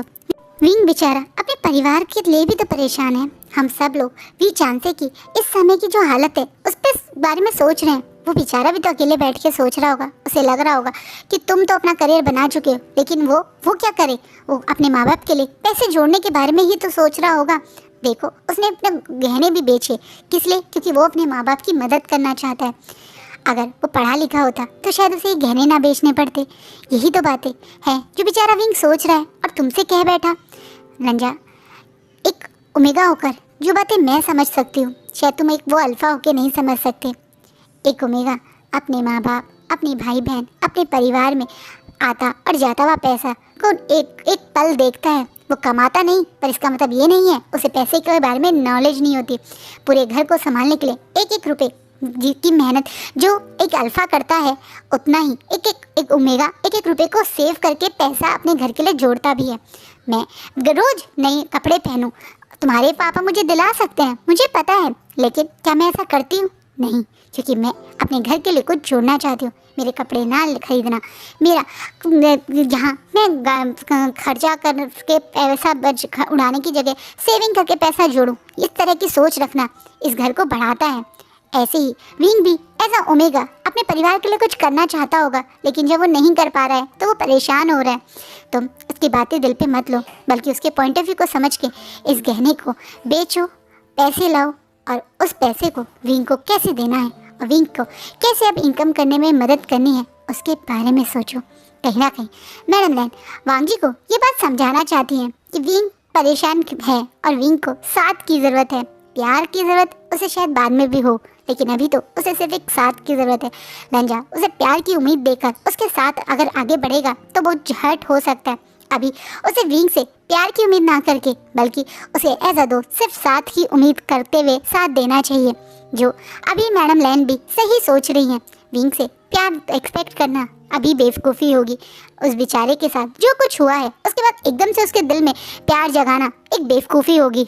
कहीं ना कहीं पहले उसके उस जख्मी दिल को संभालना सिखाना पड़ेगा, उसे दोबारा से समाज में सर उठा के जीना सिखाना, उसके बाद प्यार करना ज़्यादा ज़रूरी है। मैडम लैन की बातें सुन के वांग जी भी महसूस करता है कि उसे जो भी विंग ने कहा उस चीज़ की रिस्पॉन्सिबिलिटी लेके विंग की ज़िंदगी में आगे उसे कैसे ग्रोथ करवानी है, विंग की कैसे मदद करनी है, उस बारे में सोचना पड़ेगा। वहीं वांग जी तो चला गया गहने लेकर, जैसा वो हर बार करता है। एक दिन वहाँ रुका और फिर से अपनी गुसु सिटी के लिए निकल गया, लेकिन विंग वांग जी के इस बार उसे बिना मिले जाने से पूरी तरह से टूट गया है। पिछले 5 दिन से विंग ने फिर से पहले की तरह कम खाया है और कम वो आराम कर रहा है। वो अधिकतर कुछ सोचता ही रहता है और घर में एक कोने में बैठा रहता है। ये देखकर वीचान से और विंग के 3 छोटे भाई ओमेगा भाई उसकी और ज़्यादा फिक्र करने लगे हैं। वो बार बार विंग के पास आते हैं, उसका ध्यान कहीं लगाने की कोशिश करें, लेकिन विंग का ध्यान कहीं और जा ही नहीं रहा, क्योंकि घर का काम तो कुछ घंटे में ख़त्म हो जाता है। उसके ओमेगा भाई जो हैं वो अपने अपने स्कूल चले जाते हैं, फादर अपने बेचारे का किसानी में लगे रहते हैं, विंग अकेला घर पे रह जाता है और बाद में उसके दिमाग में वो सारी बातें आती हैं जो नहीं आनी चाहिए। अपने 7 साल का दर्द जो उसके घर में हो रहा है, समाज क्या सोच रहा होगा, बार बार कोर्ट में जाना, कोर्ट की बातें, सब कुछ उसके दिमाग में आता है, जिसके कारण उसकी तबीयत और बिगड़ जाती है। छठे दिन विंग सुबह जब उठता है तो पूरा बुखार में तप रहा होता है। ये देखकर विचान से और परेशान हो जाते हैं। अब विचान से आज जब मतलब एक तरह से विंग बुखार में है तो डॉक्टर के पास जाने के लिए लैन फैमिली के पास आते हैं, क्योंकि हाल ही में लैन फैमिली ने एक मोटर बाइक ली है जो खासकर लंजा ने ली थी, ताकि विंग को वो डॉक्टर के पास ले जाया करे। और सबसे ज़्यादा करीब लैन फैमिली की विंग मतलब वी फैमिली के लैन फैमिली है, तो वो उस मोटर बाइक को ही लेने आए थे ताकि वो विंग को डॉक्टर के पास दिखा सके। वहीं मैडम लैन जब दोबारा सुनती है कि विंग एकदम से बीमार हो गया और कम खा पी रहा है, तो वो समझ गई कि लंजा को गलत बातें तो बोल गया था विंग, पर वो भी परेशान हुआ है, इसलिए वो खुद अब विंग का ध्यान रखने आ जाती है। डॉक्टर के पास से मतलब विंग को दिखाने के बाद जब विचान से विंग को घर पे अकेला छोड़ के दवाइयाँ लेने जाते हैं, तो अब मैडम लैन विंग के पास बैठती हैं, विंग का बहुत ध्यान रखती हैं। वो बिल्कुल भी विंग से ये बात नहीं करती कि उन्हें सच पता है, मैडम लैन को सच पता है कि उनके विंग और वांगजी के बीच में लड़ाई हुई है या वांगजी को विंग ने उल्टी सीधी बातें सुनाई है। वो बिल्कुल विंग का वैसे ध्यान रखती है जैसे एक बीमार की माँ उसका ध्यान रखे। मैडम लैन सिर्फ विंग का ध्यान रख रही है, उसके खाने वाने का ध्यान रख रही है और उसे खूब माँ की तरह डांट भी लगा रही है। खाना नहीं खाओगे दवाई का कैसे असर होगा, पहले खाना खाओ फिर दवाई खाना, ऐसे डांट लगा लगा के उसका ध्यान रख रही है। लेकिन वो उसका ध्यान रख रही है क्योंकि वो जानती हैं विंग को इस समय इस तरह घर में अकेला छोड़ना कहीं ना कहीं कुछ खतरनाक हो सकता है। मैडम लैन वांगजी से थ्रू लेटर विंग की हालत भी बताती हैं। वहीं वांगजी जो उस वीक नहीं आया पर नेक्स्ट वीक किसी प्लान के साथ आता है। नेक्स्ट वीक वांगजी अपने घर सीधा पहुंचता है, अपनी मदर से मिलता है और अपनी मदर को वो किस प्लान के साथ आया बताता है। वहीं मैडम लैन ये बात सुन के बहुत खुश होती हैं क्योंकि उनका बेटा बहुत समझदार है। लंजा अब विंग के घर के बिल्कुल बाहर खड़ा है और विंग का नाम लेके शोर मचा के उसे घर से बाहर बुला रहा है। वहीं विंग जो अभी थोड़े दिन पहले ही बुखार से ठीक हुआ है, वो थोड़ा सा गुस्सा करते हुए, अब लंजा ऐसे क्यों शोर मचा मचा के उसे घर के बाहर बुला रहा है, गुस्सा करते हुए बाहर आता है। उसे विंग पे वांगी पे बहुत गुस्सा आ रहा है उस क्योंकि उसे मतलब वांगी इतनी जोर जोर से चीख क्यों बुला रहा है वो जानने के कारण। तो वो जब बाहर आता है तो देखता है वांगी मुस्कुराता हुआ अपनी कमर पे हाथ रख के उसका वेट कर रहा है। अब वहीं गुस्सा करता हुआ कम बाहर निकलता है और अपना जो उस बेचारे ने एक होता ना ऊपर की शग डाला हुआ है उसे ठीक कर देता है। क्या है बदतमीजी है लंजा, क्यों चिक चिक के मुझे बाहर बुला रहे हो, क्योंकि तुमने मुझे घर से आने में मना किया है तो मुझे तुम्हें बाहर बुलाने के लिए चिकना ही पड़ा। लंजा तुम होश में हो या कुछ दिमाग का क्रुस्क्रू हिल गया है, क्या मतलब मैंने तुम्हें मना किया था तुम ऐसे चिक के मुझे बाहर बुलाओगे। मुझे तुमसे लड़ने का कोई मन नहीं है विंग, तुमने मुझे एक रिस्पॉन्सिबिलिटी दी थी वो मैंने कर ली है। तुम कहना क्या चाहते हो, तुमने जो मुझे सामान गोल्ड का सामान दिया था बेचने के लिए वो मैंने बेच दिया। अच्छा तो कहाँ है मेरे पैसे, नहीं है? हाँ तुमने मेरा सामान बेचा अब मेरे पैसे नहीं है, ये क्या मतलब है लंजा। मैंने कहा तुमने मुझे एक रिस्पॉन्सिबिलिटी दी थी अपने गोल्ड का सामान देके वो मैंने निभा ली है। लंजा मुझे कुछ समझ नहीं आ रहा, ठीक ठीक बोलो। विंग तुम उस गोल्ड के पैसों का क्या करने वाले थे, तुम अपने उस गोल्ड के पैसों का अपने फादर को देख के उनकी मदद करना चाहते थे क्योंकि तुम्हारे फादर बहुत परेशान है इस समय पैसों के लिए, मुझे ये बात पता है। तो मैंने कुछ ऐसा किया है जिससे तुम अपने फादर की मदद भी करोगे और ऐसी मदद करोगे कि सिर्फ एक बार नहीं बल्कि महीनों तक तुम अपने फादर को पैसे भी अर्न कर सकते हो। लंजा मुझे कुछ समझ नहीं आ रहा, ठीक से बोलो। अभी आएगा एकदम से ये बोल के अभी अपने जो नौकर टाइप गांव में जो एक दूसरे के करके काम करते हैं उनसे इशारों में कुछ सामान लाने के लिए बोलता है। वहीं विंग भी उस तरफ देखने लगता है तो देखता है 2 बड़ी बड़ी गायों के साथ उसके नौकर आ रहे हैं, जिसे विंग शॉकिंगली अब वांगजी की तरफ देखता है और उन गाय की तरफ देखता है। अब लंजा बोलता है विंग तुम्हारे घर के पीछे वो बड़ा सा जो एरिया है जिसमें अभी सिर्फ तुम ऐसे ही घर के कबाड़ा भरे रखते हो उस जगह को साफ करके एक शेल्टर बनाने के लिए मैंने कल मजदूर भी बुला लिया। पहले तुम्हारे घर पे वहाँ पे हम शेल्टर बनाएंगे फिर इन 2 गायों को वहाँ बांधेंगे, तुम पूरा दिन गाय की सेवा करना, इनका दूध निकालना और पूरे गांव में बेचना।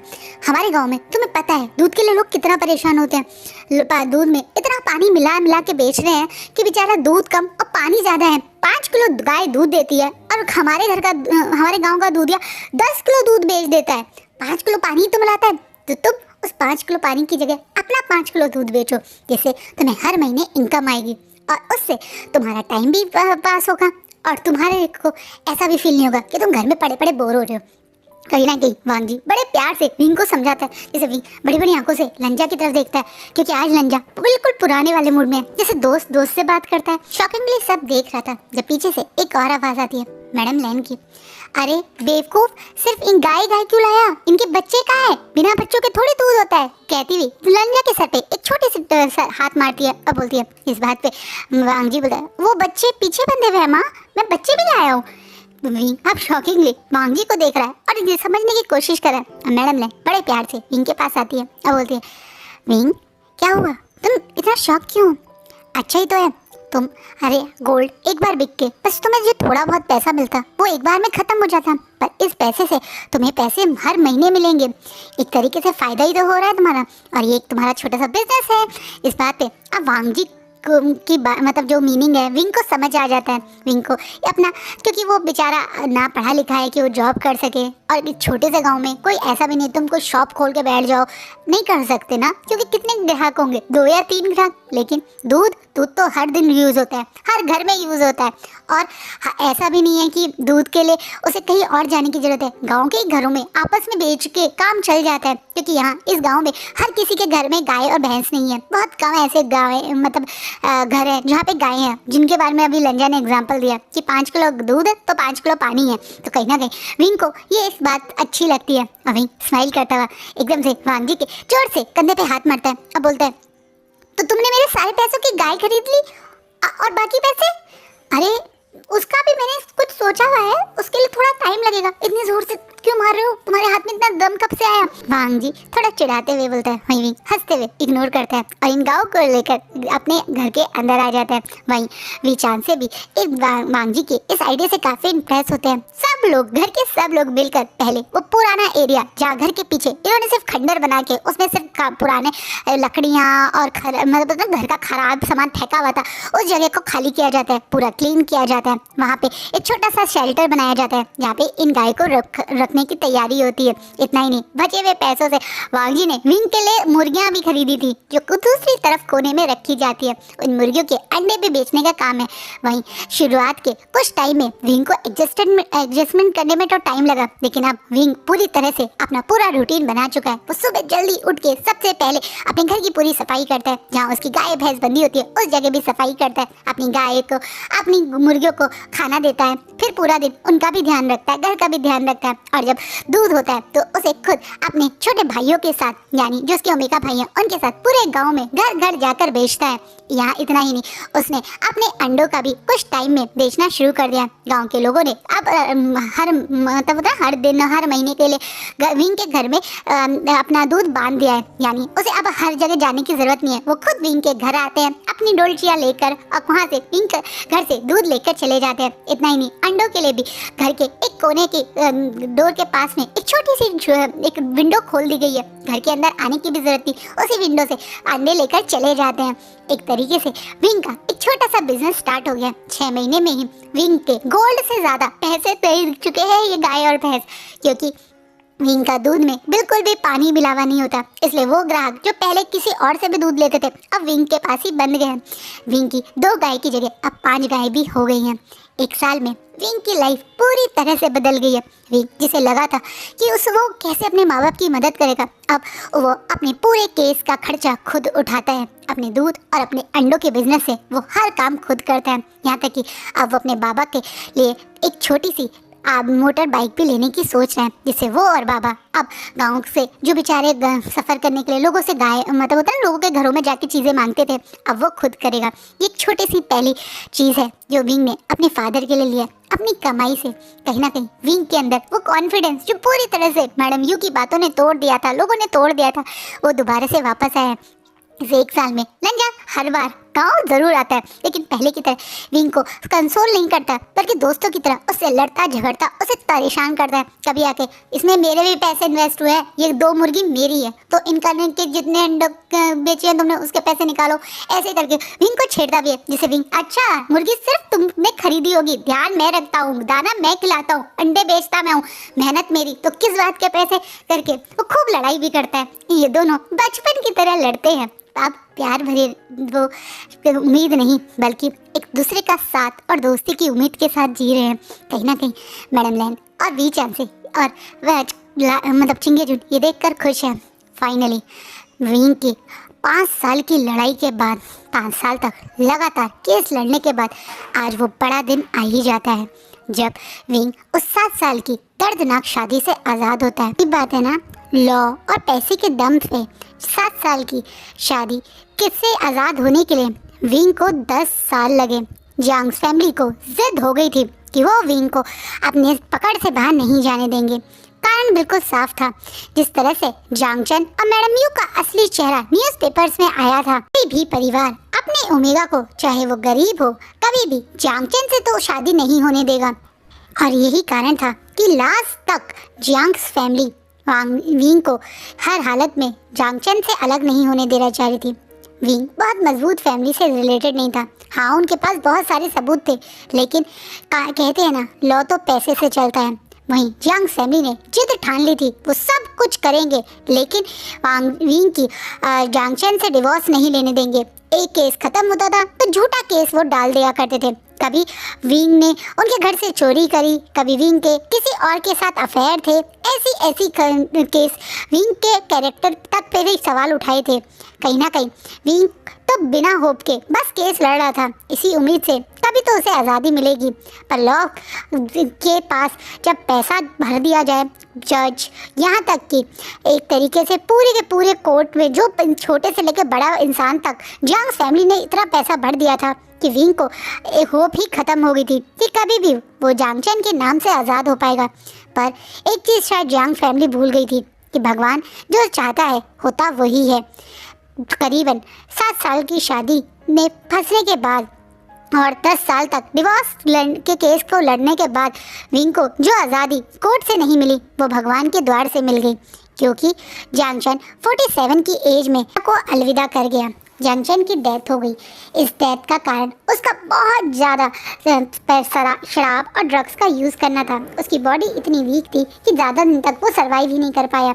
47 की एज कम उम्र में उसकी मौत हो गई। इस मौत से मैडम यू और जैन फैमिली को बहुत बड़ा झटका लगा। उनका पहला बेटा तो पहले ही मर चुका था, अब दूसरा बेटा भी मर चुका। वहीं मैडम यू जो पहले घमंड और अकड़ में रहती थी, अब उनकी भी उम्र हो गई। वो दिखने में इतनी हारी और इतनी बेचारी लग रही थी। जब वो आखिरी बार विंग से मिलने आई थी, जैन फैमिली जंक्शन के सारे रिचुअल करने के बाद विंग से मिलने आए थे, इसी होप से कि जो एक होता है ना, ब्राइड हस्बैंड की डेथ के बाद उसकी पत्नी के रूल्स होते हैं, पत्नी के एक तरह से काम होते हैं जो उसे करने पड़ते हैं, ऐसा विधवा जो रिचुअल्स होते हैं, उसके लिए विंग को रिक्वेस्ट करने। लेकिन इस बार विंग कोई कमज़ोर पड़ने वाला नहीं था। 10 साल तक विंग ने अपने परिवार को एक एक पल उस कोर्ट कचहरी में चक्कर लगाते और खुद को कई बार उस कोर्ट में बेइज्जत होते हुए देखा था। इन लोगों का ये उम्मीद करना कि विंग वो सारे रिचुअल करेगा, इन लोगों की बेवकूफ़ी है, क्योंकि जिस दिन विंग ने वो केस फाइल किया था, विंग का उसे अपना पति नहीं मानता था। यही कारण था विंग ने साफ मना कर दिया। जैन फैमिली विंग से रिक्वेस्ट भी नहीं कर सके, क्योंकि विंग ने जो सहा है उसके बाद विंग से ये उम्मीद करना उनकी बहुत बड़ी बेवकूफ़ी थी। वो जानते थे विंग ने एक इतनी कम उम्र में इतना सब कुछ सहा था। जैनचन ने कभी विंग से ऐसा पति वाला प्यार कभी करा ही नहीं, तो पति वाले रिचुअल क्यों करने की वो उम्मीद कर रहे हैं। इसलिए वो भी माफ़ी मांगकर विंग को बहुत सारा पैसा और बहुत सारी ज्वेलरी देकर वहाँ से उस दिन चले गए। विंग ने साफ साफ वो पैसा और ज्वेलरी उनको वापस भी कर दिया था, लेकिन जैंग फैमिली ने कुछ ऐसा बोला जिसे विंग खुद को रोक नहीं पाया। उन्होंने पहली बार विंग के सामने हाथ जोड़ के माफ़ी मांगते हुए बोला, हम जानते हैं हमने जो तुम्हारे साथ किया वो हमारी सबसे बड़ी गलती थी। अंधा बन के मैंने अपनी आंखों के सामने तुम्हारे साथ सब कुछ गलत होते हुए देखता रहा। मैंने एक बार भी अपनी पत्नी और अपने बेटे को रोका नहीं। कोशिश करी थी मैंने शुरुआत में तुम्हारी ज़िंदगी अच्छी करने की, जब मैंने तुम्हारे को अपने बेटे से दूर किया था, लेकिन मेरी वो भी गलती थी। मुझे तुम्हें उसी दिन अपने घर से यहाँ भेज देना चाहिए था। मैंने उस समय भी लालच किया था, इसी उम्मीद से कि तुम मेरे घर को एक वारिस और शायद मेरे बेटे को एक अच्छी ज़िंदगी दे सको। पर मैं तुम्हारी अच्छी ज़िंदगी को पूरी तरह से भूल गया था। ये मेरा पछतावा है, ये सब कुछ तुम्हारा ही है। अब मेरे पास इन सब चीज़ों की कोई वैल्यू नहीं। मैं और मेरी बीवी अब अकेले हैं। मेरी बड़ी बहू कभी उस घर में नहीं आएगी जिस घर में उसके साथ इतना गलत हुआ है। मेरा बड़ी बहू और मेरा पोता मेरे मरने के बाद सबका वारिस बन जाएगा, लेकिन तुम्हारा भी तो हक है इन चीज़ों पे, तुम्हारा भी तो कुछ हक है। तुम्हें भी अपनी ज़िंदगी के 7 साल वहाँ दिए हैं। ये तुम्हारे उस 7 साल दिन रात मेहनत और जो तुमने वहाँ काम किया है उसकी बदले की ही समझ के ले लो, ये तुम्हारा हक है। कह के जैन फेमिया विंग के हाथ में खूब सारा पैसा और विंग के नाम से बहुत सारी एफडीज और ज्वेलरी जो थी वो देकर उस दिन चले जाते हैं।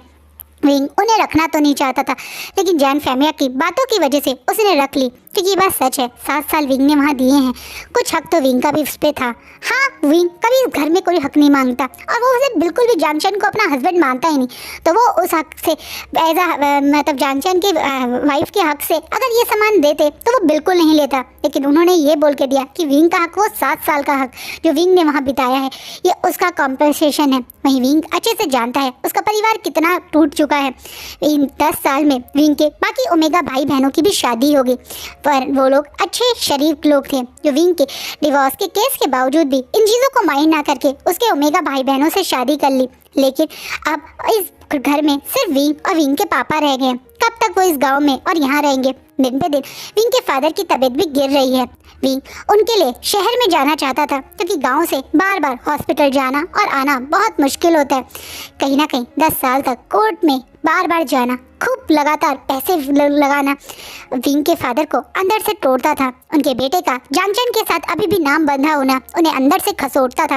विंग के फादर की बिगड़ती हुई तबीयत का कारण एक ये भी था, क्योंकि वो अपने विंग के लिए खुद को बहुत बड़ा जिम्मेदार मानते थे। हर बार जब कोर्ट में विंग की बेइज्जती होती थी, हर बार विंग के साथ हुए मैरिटल रेप को इस तरह से प्रोटेक्ट किया जाता था कि वो तो जांगचन का हक था, वो अपनी ओमेगा के साथ ही तो ये सब कर रहा था।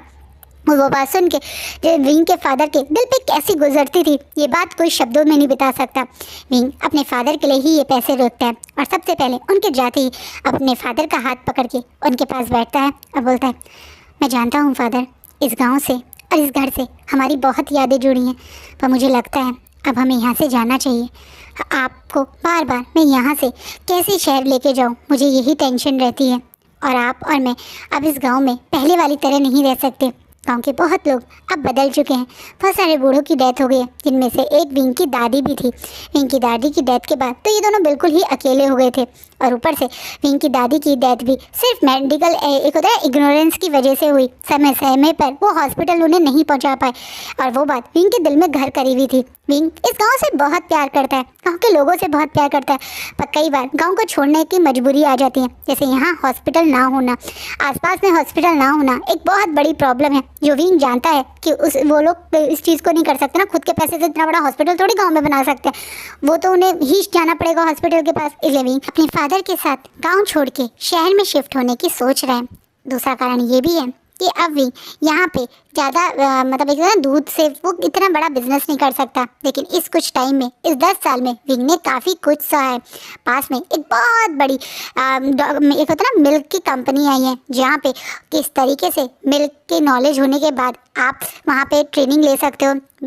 जो लोग कम पढ़े लिखे हैं, जैसे सिर्फ 10वीं पास या 8वीं पास है, उन लोगों को भी उस कंपनी में जॉब्स मिलती हैं, जैसे दूध की थैलियाँ बांधना, दूध की थैलियों के एक तो ना मुंह बंद करना, और ऐसे बहुत सारे छोटे छोटे काम, ऑफिस वाले काम कर सकते हैं। यहाँ पे विंग ने ट्रेनिंग भी ली है। विंग ने 3 साल तक अपने गाँव के पास की उस दूध की फैक्ट्री में ट्रेनिंग ली थी, जहाँ वो खुद अपना दूध ले जाया करता था, और बाद में वहाँ पे सीखा, जहाँ पे उसे अच्छा खासा एक्सपीरियंस हो गया। विंग को मिल्क इंडस्ट्री या ये कह सकते हैं मिल्क प्रोडक्ट जो कहते हैं डेयरी प्रोडक्ट की काफ़ी नॉलेज भी है। इसलिए उसने उस कंपनी से अपनी नॉलेज के हिसाब से सोचा है कि वो इस पैसे से अपनी छोटी सी शहर में डेयरी को ओपन करेगा, जहाँ वो इन सारे कंपनी के थ्रू एक वो होता है ना होलसेलर या एक डिस्ट्रीब्यूटर टाइप का काम करेगा, जिसमें उसे खुद का प्रोडक्ट नहीं बनाना, बस as a distributor milk company से मिल्क उठाना है और उसे अपनी शॉप या अपनी डेयरी से लोगों के बीच में बेचना है। विंग ने ये सब कुछ सोच के ही डिसाइड किया है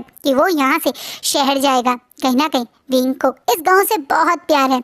वहीं इस गाँव में 10 साल तक रहे, उसका सबसे मुश्किल समय, उसका ज़िंदगी का सबसे हार्ड समय, जब वो सब चीज़ों से गूंज रहा था, डिप्रेशन, अपने केस लड़ना, एक अनचाही शादी में बंधे रहना, उस समय का पेन, दुख इन्हीं गांव वालों के प्यार और इन्हीं गांव वालों के साथ की वजह से वो निकला है। वो चाहता तो नहीं था अपने गांव को छोड़ना, लेकिन अपने फादर की बिगड़ती तबीयत को देखकर आज उसने ये डिसीजन लिया है। वहीं उसके फादर जो जानते हैं कि अब विंग बहुत मजबूत हो गया है, अब वो कमज़ोर सा विंग नहीं बल्कि एक 30 साल का जवान और 30 साल का मजबूत विंग बन गया है। उम्र के हर वो 30 साल के पड़ाव में विंग को नॉलेज उसके पापा से ज़्यादा है, मैच्योरिटी उसके पापा से ज़्यादा है। हमेशा हंसकर मुस्कुराने वाला विंग अभी भी हंसता कम ही है, चुप ज़्यादा रहता है। जिंदगी ने उसे हमेशा के लिए हंसने से जैसे रोक दिया हो, ऐसा हाल है विंग का। लेकिन अंदर से वो बहुत मजबूत भी हो गया। कहते हैं जलकर ही तो सोना चमकता है। विंग वो जलकर सोना चमकने वालों में से एक ही है।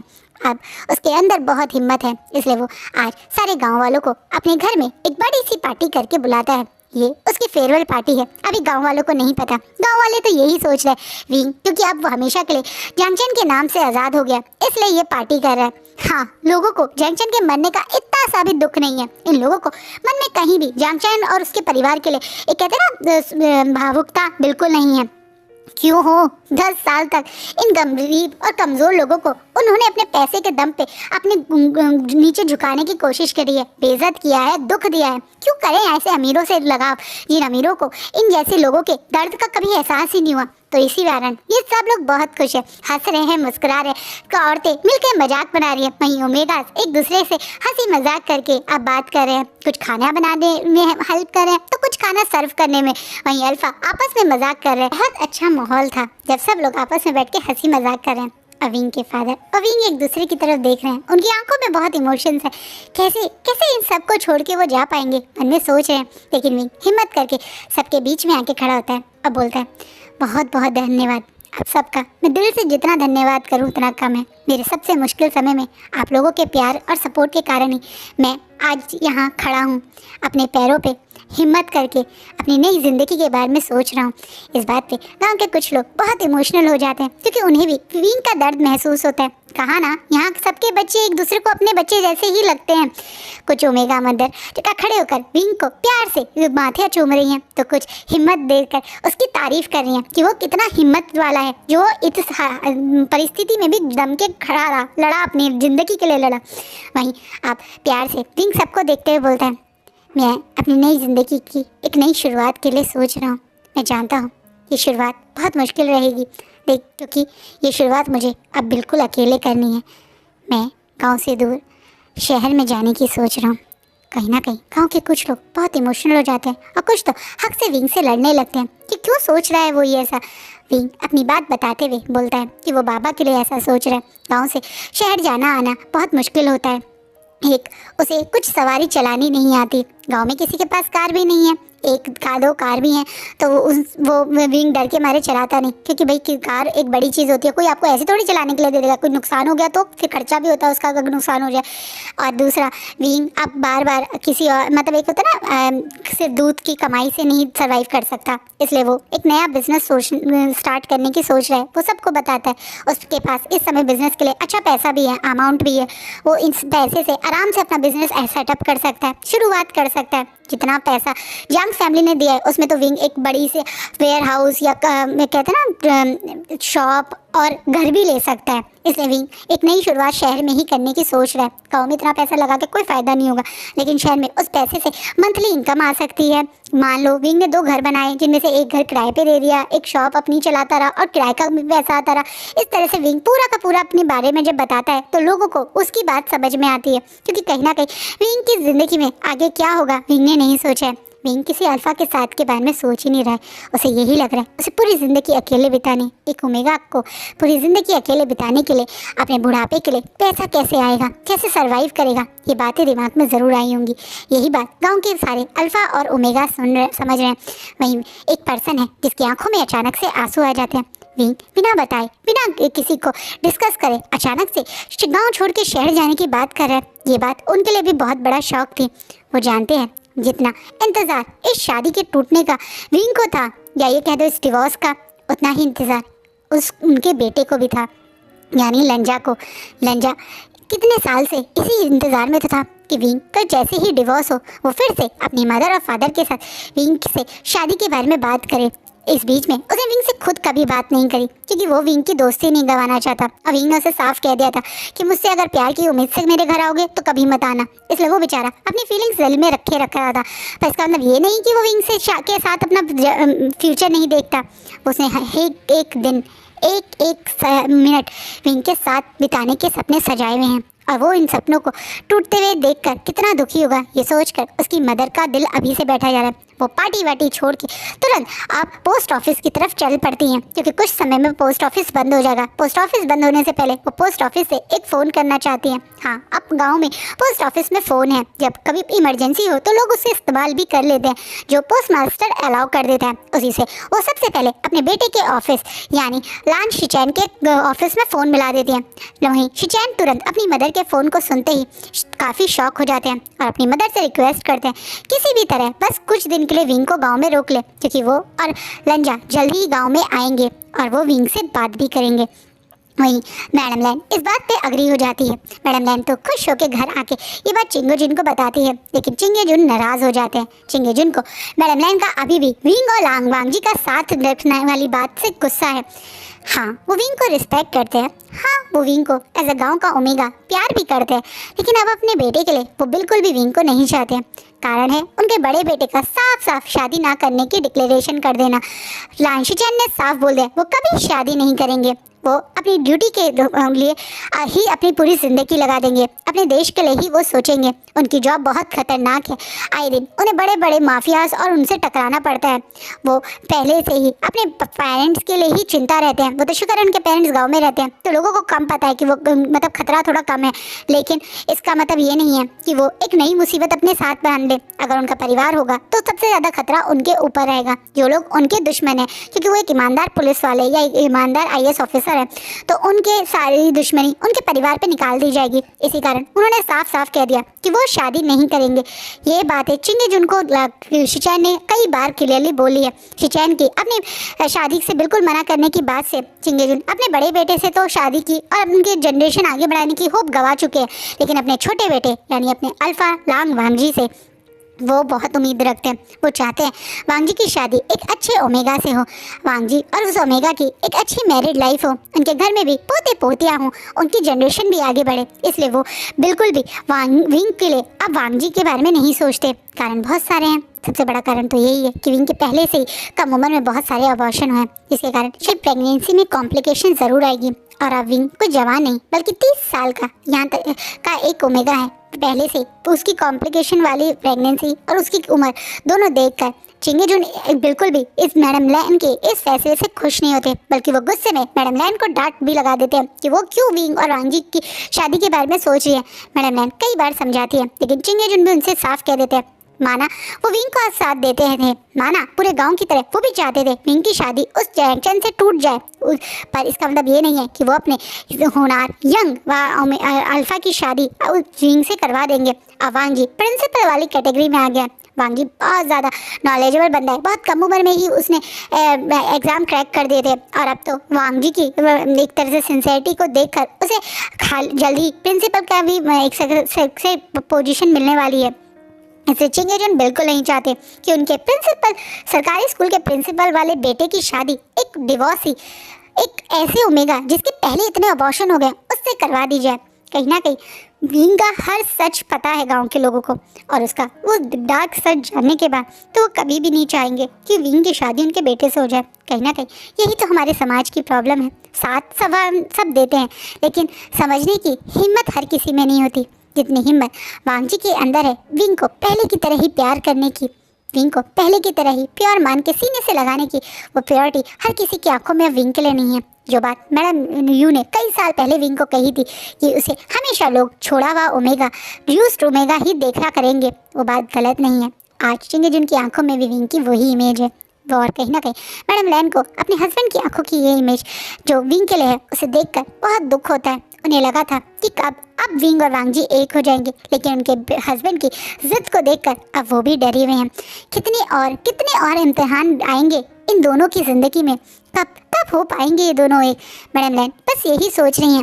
मैडम लैन अपने बच्चों को यानी अपने लंजा और विंग को बहुत टाइम से एक दूसरे से प्यार करने के बाद भी एक दूसरे के अलग होके हुए इस जिंदगी को बिताते हुए इन तड़प को देखते हुए थक चुकी थी। उन्हें लगा था अब शायद इन मासूमों को इनका प्यार, इनका साथ मिलेगा, लेकिन फिर से इनकी ज़िंदगी में एक नई मुसीबत खड़ी है।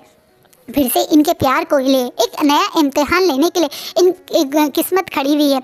ऐसा ही तो होता है, प्यार इतना आसान थोड़ी होता है जो मिल जाए। जिस प्यार के लिए तड़प ना हो, जिस प्यार के लिए दुनिया से लड़ाई ना हो, जिस प्यार के लिए कुछ कर गुजरने वाला जज्बा ना हो, वो प्यार तो सच्चा और पक्का होता ही नहीं है। इन विंग और वांगी की ज़िंदगी एक ऐसी ही परिस्थिति है। सोचो तो 17 साल से तो ये बेचारे अपने प्यार की तड़प में हैं ही, और कितने साल बिताएंगे कोई नहीं जानता। पर मैडम लैन इस बार ऐसा नहीं होने देना चाहती। मैडम लैन नहीं चाहती कि उनके हस्बैंड की ज़बरदस्ती की जिद में विंग और वांजी और तड़पे। इसलिए उन्होंने तो मन में ठान लिया है, उनके हस्बैंड उनसे कितना भी लड़े लेकिन वो वही करेंगी जो उनका मन करेगा। इसलिए वो अपने हस्बैंड के खिलाफ जाके विंग को बहाने से कि 2 दिन रुक जाओ, मुझे तुम्हारे लिए एक स्पेशल पूजा रखी है, उस पूजा के बाद जाना, मैं इतना हक तो मेरा भी है कि मैं तुम्हारे लिए एक पूजा रख सकूं, ये कहकर रोक लेती हैं। विंग तो अगले दिन निकलने के बारे में सोच रहा था।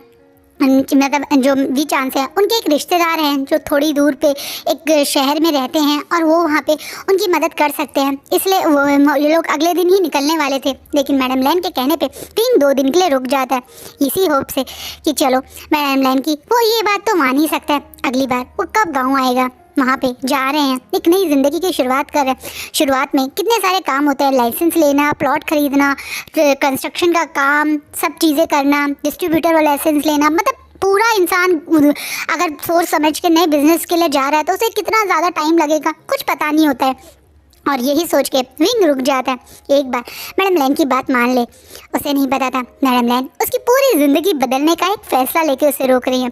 जैसा वांगी ने अपने भाई से सुना कि विंग गाँव छोड़ के कहीं शहर में शिफ्ट होने की सोच रहा है, तो उनने अपने कान पे यकीन नहीं हुआ। कुछ दिन पहले ही तो विंग की आखिरी चिट्ठी आई थी जिसमें विंग ने खुशी से बताया था कि जानचैन की डेथ हो गई है, जिसी से वांगी को भी मन में बहुत खुशी हुई थी। वो दौड़ के वांगी से विंग के पास जाना चाहता था, लेकिन उसके स्कूल खुले हुए थे और स्कूल से उसे छुट्टी नहीं मिलेगी। लेकिन अब वांगी को कोई फर्क नहीं पड़ता, छुट्टी मिले ना मिले, ये प्रमोशन ही रुक जाए, लेकिन विंग उसकी लाइफ से फिर दूर चला जाए वो नहीं चाहता।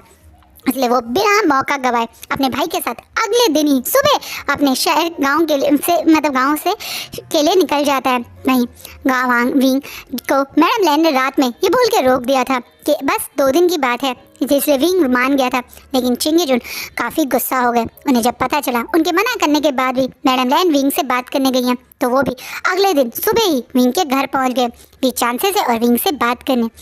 वी चांसे अब मैं चिंगी जुन के सामने बैठे हुए हैं, वहीं विंग उनके लिए अंदर चाय बना रहा था। जब अचानक से विंग के कानों में कुछ बातें आती हैं, जैसे विंग के हाथ उस चाय के ट्रे से ऑलमोस्ट छूटने ही वाले थे, लेकिन वो हिम्मत करके उस चाय की ट्रे को लेकर अब वी चांसे और चिंगी जुन के सामने रखता हुआ है। जब वी चांसे विंग की तरफ इमोशनल आइज से देख रहे हैं और चिंगी जुन थोड़ा गुस्से में। अब चिंगी जुन बोलते हैं, समझ में तो तुम्हें आ ही गया है मैं तुमसे यहाँ किस बारे में बात करने आऊँ। तुम्हारे फादर को मैं बता चुका हूँ, लेकिन मैं तुम्हें भी क्लियरली बताना चाहता हूँ विंग, मुझे पता है तुमने जो सहा वो बहुत गलत हुआ तुम्हारे साथ, तुमने जो सहा वो बहुत दर्दनाक था, लेकिन इसका मतलब ये नहीं है कि तुम रोने के लिए मेरे बेटे का कंधा यूज़ करो।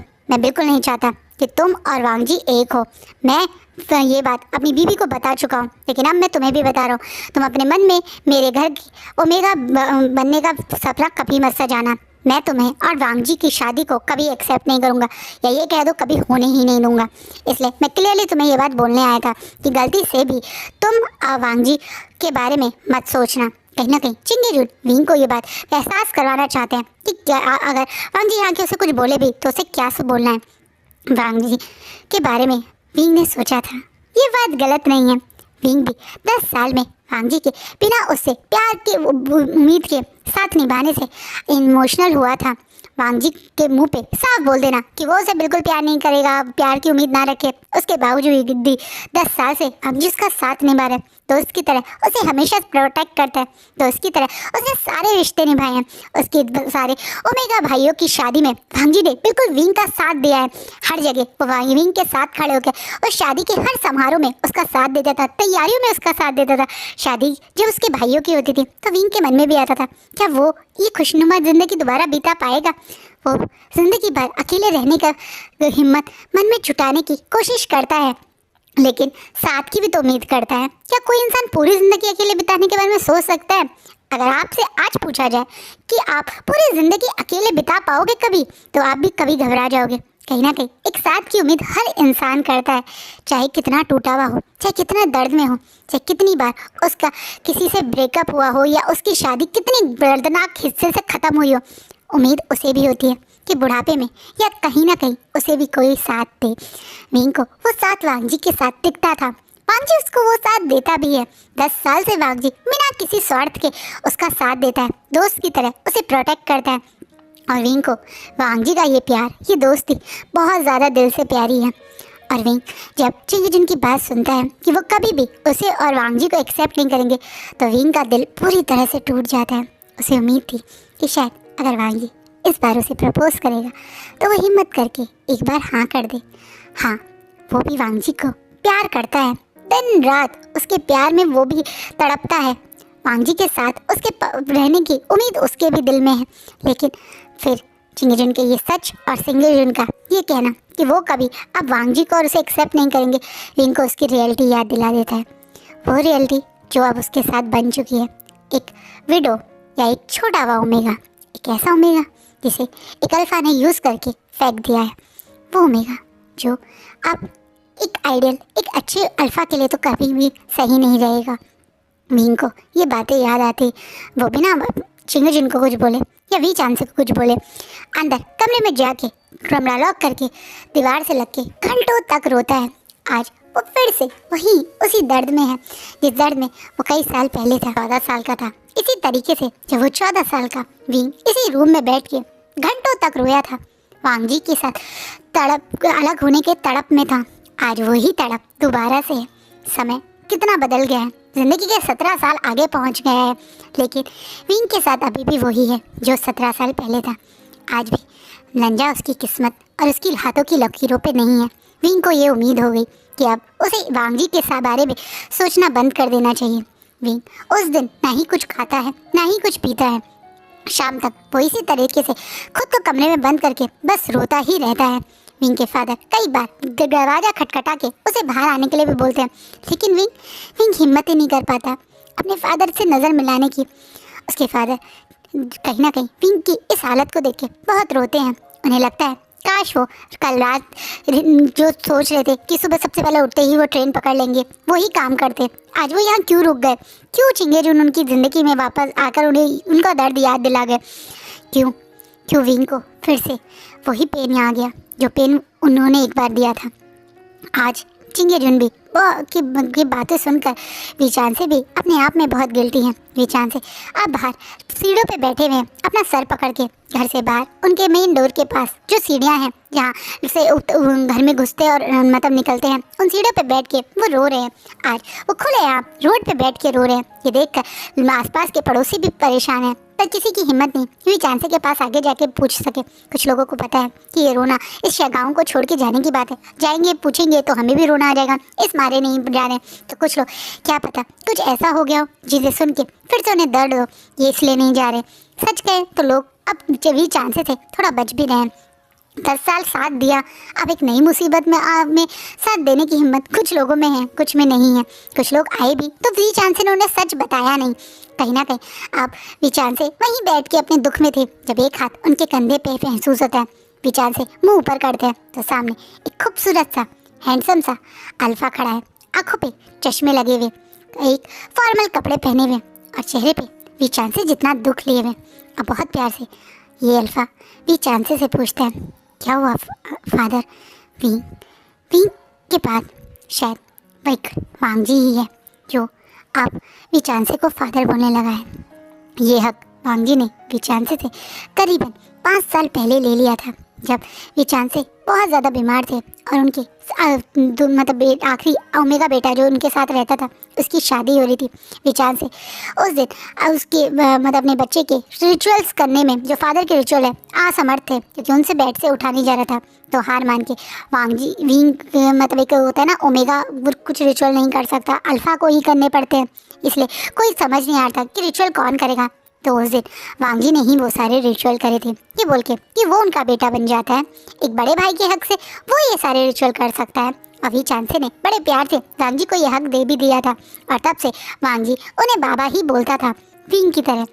आज भी वांग जी बहुत प्यार से वी चांसे को बाबा बोलता है, विंग की तरह, और पूछता है क्या हुआ, आप रो क्यों रहे हैं बाबा। वी चांसे वांग जी को देखकर अपने ऊपर कंट्रोल नहीं कर पाते, क्योंकि एक तो उन्हें उम्मीद नहीं थी वांग जी यहाँ होगा, और जब वो एकदम उनकी आंखों के आगे आ गया तो वो कैसे खुद को रोक पाते। वो रोते बोलते वो बहुत दर्द में है, उसने उसने खुद को कमरे में बंद कर लिया है।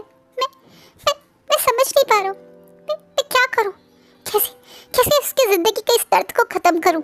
कहीं ना कहीं ये चांद से सचमुच में विंग को हमेशा पेन में देखकर जो पेन फील करते हैं वही पेन उन्होंने लंजा को बता दिया। वहीं वांग जी एक सेकंड में समझ गया यहाँ बात विंग की हो रही है, इसलिए वो भी चांसे को इग्नोर करता हुआ सीधा घर के अंदर दौड़ता हुआ गया, जहाँ उन्होंने घुसते ही 2-3 बार विंग विंग करके आवाज़ दी, लेकिन कोई आवाज़ नहीं है। तो वो सीधा रूम के दरवाजे, मतलब विंग का जो रूम है उस दरवाजे पे आके जोर जोर से गेट पर जाने लगे और आवाज़ देने लगे, विंग दरवाज़ा खोलो। वहीं विंग जो अपने कानों पे यकीन नहीं कर पाता क्या उसने वांग जी की आवाज़ सुनी, वो एक बार शॉकिंगली दरवाज़ा खोल ही देता है, क्योंकि उसे लगता है कि कहीं उसके कान तो नहीं बजने लगे। लेकिन सामने विंग को देख के वो दोबारा से दरवाज़ा बंद करने की कोशिश करता है, लेकिन इस बार दरवाज़ा बंद होने से पहले वांग जी उस दरवाजे को पकड़ लेता है और जोर से दरवाजे से विंग को धक्का देकर हट के रूम के अंदर आते बोलता है, ये क्या बदतमीजी है विंग, तुमने खुद को बंद क्यों कर रखा है कमरे में, क्या हो गया है, तुमने बाबा की हालत देखी, वो बाहर बैठ के कितना परेशान है, उनकी तबीयत तुम्हें पता है कितनी खराब चल रही है और तुम उन्हें अभी भी परेशान कर रहे हो। पापा परेशान है, विंग घबराते बोलता है। पर वांग जी जब विंग पे गुस्सा करते विंग का चेहरा देखते हैं तो उसके आंखों से अब गुस्सा हट के एकदम से प्यार आ जाता है। विंग जिसका पूरा चेहरा पेल है, आंखें सूजी हुई हैं, आंखों में कितने आंसू थे कुछ समय पहले तक, विंग के उस चेहरे पे आंसू बहे हुए निशान बता रहे हैं।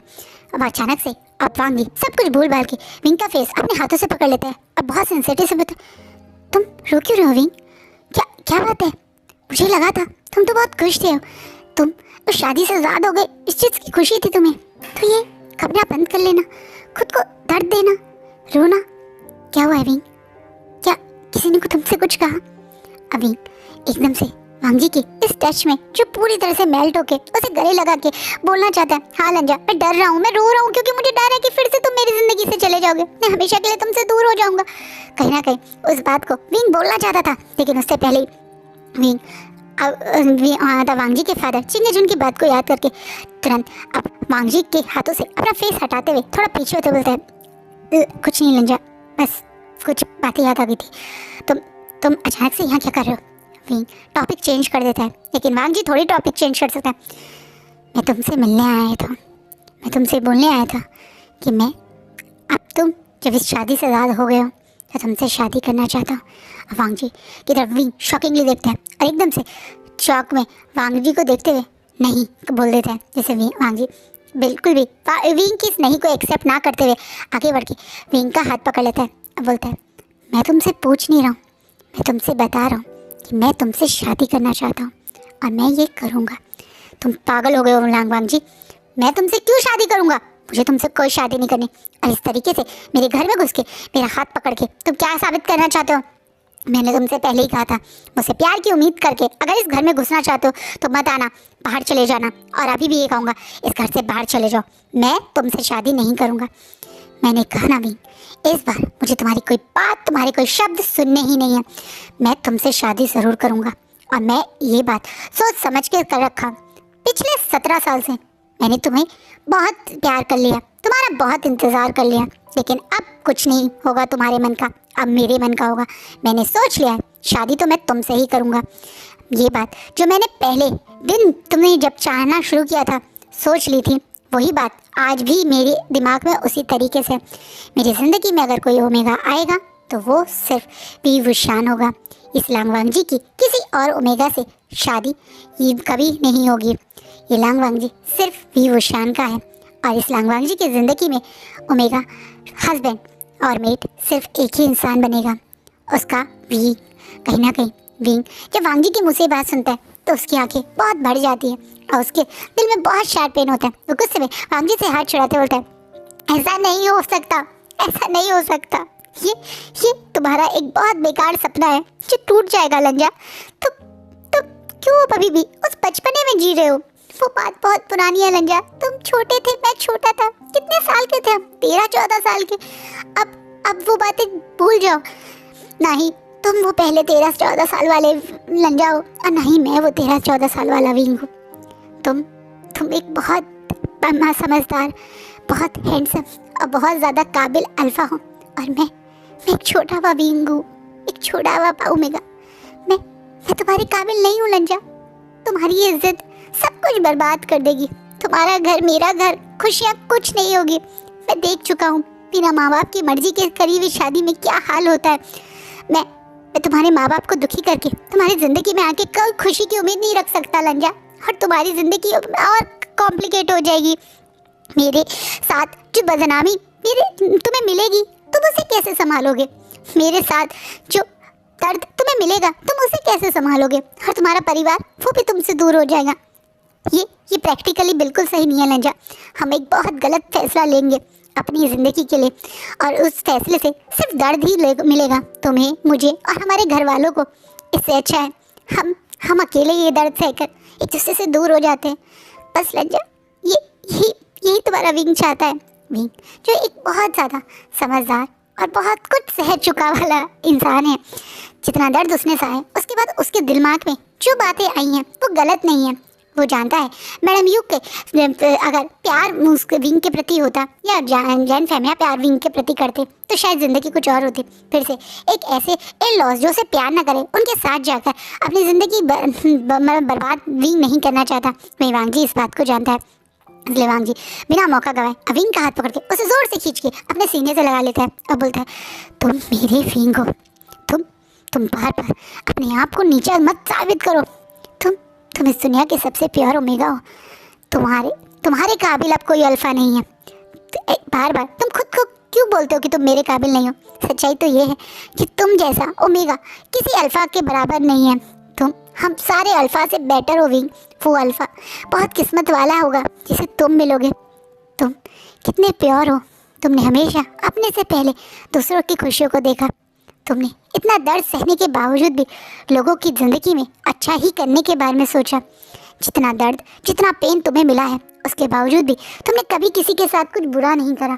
तुम जितना प्योर ओमेगा किसे मिल सकता है विंग? ये सब कुछ जो तुम्हारे शरीर के साथ हुआ, उस सब से तुम अपनी आत्मा को, अपनी सोल को क्यों बर्बाद कर रहे हो? वो चोटें, वो दर्द और वो सब कुछ तुम्हारी बॉडी के साथ हुआ था, लेकिन मुझे तुम्हारी इस बॉडी से नहीं बल्कि तुम्हारी इस सोल से प्यार है। तुम मेरे सोलमेट हो विंग, मेरे सोलमेट, जिसके लिए मैं कई बार मर भी सकता हूँ, पूरी ज़िंदगी अकेले रह सकता हूँ, अगला जन्म भी लूँगा, तब भी मुझे मेरा विंग ही चाहिए। विंग, ये लोग चाहे कितना भी तुम्हारे ऊपर कीचड़ उछाड़े, पर ये लोग तुम्हारे प्रति कभी भी नीचा नहीं देख सकते, क्योंकि वो जानते हैं कि विंग ने कभी कोई गलत काम नहीं किया। उसके साथ गलत काम हुआ है तो उसे नीचा दिखाने की क्या ज़रूरत है? विंग, मैं जानता हूँ बाबा ने तुम्हें ज़रूर कुछ गलत कहा है। माँ ने मुझे आते ही बताया कि बाबा तुम्हारे घर आए थे, और मैंने बाबा को अच्छे से अपने मन की बात बता दी है। सिवाय तुम्हारे मैं किसी ओमेगा से शादी नहीं करूँगा। मैंने बाबा को साफ साफ कह दिया है, ज़िंदगी भर बिना पोते पोतियों के रहो या फिर बिना बेटे के रहो, ये उनका डिसीजन है।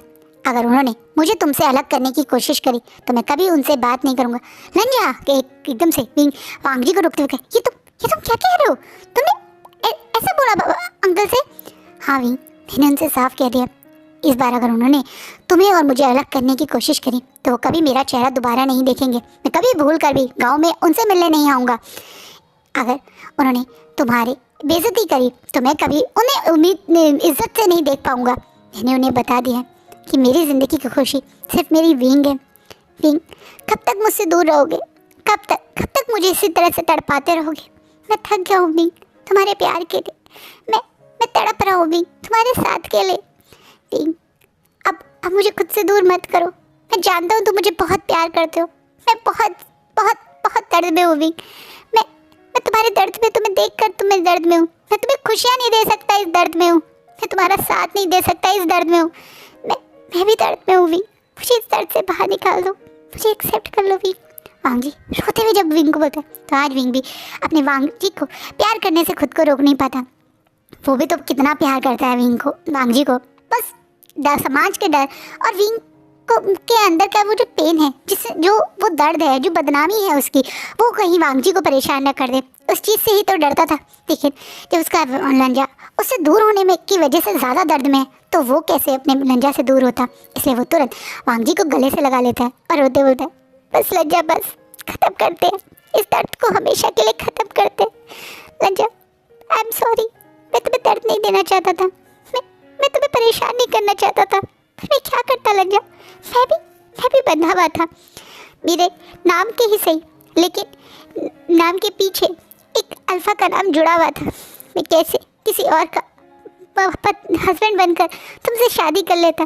मैं भी बस इसी दिन का इंतज़ार कर रहा था लज्जा। मैं तो खुद उस दिन से तुम्हारे प्यार में हूँ, जिस दिन से तुमने बिना मुझसे किसी हक के, बिना मेरे प्यार के बदले के मुझे बस प्यार ही दिया था। लज्जा मैं भी तुमसे बहुत प्यार करता हूँ।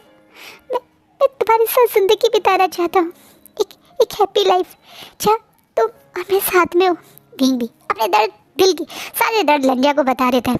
लंजा और विंग आज अब खोल के अपने दिल के दर्द, प्यार, एहसास, फीलिंग सब कुछ बता रहे हैं, बिना डरे, बिना घबराए, बिना समाज की सोचे, बिना ये सोचे लोग क्या कहेंगे, क्या होगा।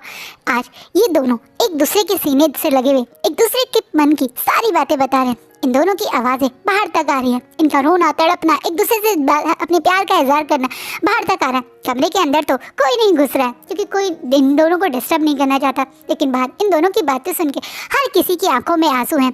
शिचैन, मैडम लैन और वी चान से तीनों बाहर खड़े हुए हैं और तीनों एक दूसरे की तरफ देख रहे हैं और बस मन में होप कर रहे हैं कि आज इस कमरे से बाहर निकल के ये दोनों अपनी ज़िंदगी का एक सही फैसला लें, एक दूसरे के साथ का फैसला लें। वी चान से भी सोच रहे हैं कि वो चिंगेजुन को समझा लेंगे। मैडम लैन भी सोच रही है चिंगेजुन का गुस्सा जब शांत होगा और वो अपने बेटों को खुश देखेंगे तो वो भी भूल जाएंगे। और यही बात ये सोच के विचार से सबसे पहले चिंगेजुन के पास जाते हैं, उन्हें बहुत प्यार से समझाते हैं। यही गलती उन्होंने भी करी थी जब उन्होंने विंग और वांग जी को अलग किया था। उस गलती की वजह से आज तक वो गिल्टी महसूस करते हैं। जिस दर्द में वो हैं एज अ फादर, अपने बच्चों को दुख में देखकर उस दर्द में चिंगेजुन को वो नहीं देखना चाहते। एज अ दोस्त चिंगेजुन को वो बहुत अच्छे से समझाते हैं। चिंगेजुन आधे मन के शादी के लिए मान जाते हैं। वो खुशी से विंग को एक्सेप्ट तो नहीं कर पा रहे, लेकिन हाँ जब सारे लोग उनके अगेंस्ट हो गए तो वो भी अब शादी के लिए मान ही गए। वहीं विंग और वांग जी जैसा सब लोग सोच रहे थे, कमरे से बाहर आके सबके सामने यही बात बोलते हैं कि वो दोनों शादी करना चाहते हैं। एक बड़ी धूमधाम से शादी नहीं होती क्योंकि शायद जल्दीबाजी थी या अभी विंग के साथ डिवोर्स मतलब होता है ना, पति मरा और पति मरने के तुरंत 1 महीने बाद ही कोई बंदा शादी कर ले तो लोग क्या कहेंगे, एक वो भी डर था। शायद कहीं ना कहीं समाज का डर लोगों के दिमाग में हमेशा से था और उस समय भी था। इसी कारण विंग और वांग जी की एक सिंपल शादी हुई। 30 साल के विंग और वांग जी की एक सिंपल सी कोर्ट मैरिज हुई, जिसमें एक तरह से गेस्ट कह लो या मेहमान कह लो या लोग कह लो तो सिर्फ थे उस विंग और वांग जी की फैमिली, इसके अलावा कोई भी नहीं। यहाँ तक कि विंग के मैरिड ओमेगा भाई भी को भी बुलाया नहीं गया, बस चिट्ठी के थ्रू उन्हें खबर पहुँचा दी गई। वो लोग चिट्ठी पढ़ के ही काफ़ी खुश थे। क्या हुआ, वो शादी का हिस्सा नहीं बन पाए, लेकिन उनके गगा अब एक नई हैप्पी लाइफ बिता रहे हैं, अब वो भी लांग वांगी या लेनर गगा के साथ। ये सुन के सब लोग बहुत खुश होते हैं। सब लोग जानते हैं वांग जी और विंग एक दूसरे से कितना प्यार करते हैं। 17 साल तक इन दोनों ने जो कुछ सहा वो सब ने अपनी आंखों से देखा है, इसलिए सब लोग इस शादी के से खुश होते हैं। गांव के कुछ लोग इस बात पे मजाक भी बनाते हैं वांग जी का कि अरे इसे डिवोर्सी से ही मिला जिससे शादी करने निकले, तो कुछ लोग खुश भी होते हैं क्योंकि वो सच जानते थे, इन दोनों के प्यार का सच। कहीं ना कहीं शादी के तुरंत बाद ही वांग जी अपने फादर इन लॉ और अपने ओमेगा को लेकर अपने ही शहर यानी गुसू सिटी आ जाता है। विंग ने वांग जी से एक बात साफ कह दी थी, माना वांग जी के पास पैसे की कोई कमी नहीं है, एक अच्छी जॉब है, एक अच्छी पोजीशन है और सरकारी घर भी है, लेकिन विंग इस बार वो पहले वाली गलती नहीं करना चाहता। उसे पता है वांग जी जंक्शन जैसा नहीं है, लेकिन वो एक इंडिपेंडेंट ओमेगा बन के रहना चाहता है। इसलिए आते ही उसने लान शिचैन के साथ बैठकर ये बातें करी। वहीं लान शिचैन जो एक अच्छी पोजीशन पे है, वो विंग से प्रॉमिस करते हैं कि उसे डिस्ट्रीब्यूशन वाला लाइसेंस वो ज़रूर दिलवाएंगे। वहीं लान शिचैन विंग को अपना एक सच भी बताते हैं, वो सच जो आज से पहले विंग को कभी किसी ने नहीं बताया था या लान शिचैन ने कभी किसी को बताया ही नहीं था कि लान शिचैन एक LGBT कम्युनिटी का हिस्सा थे। वो अपने घर वालों, अपने परिवार, अपने समाज के आगे उस समय ये बात एक्सेप्ट नहीं कर सकते थे, लेकिन उन्होंने विंग से ये बात छुपाई भी नहीं। विंग उनके लिए एक छोटे भाई की तरह था।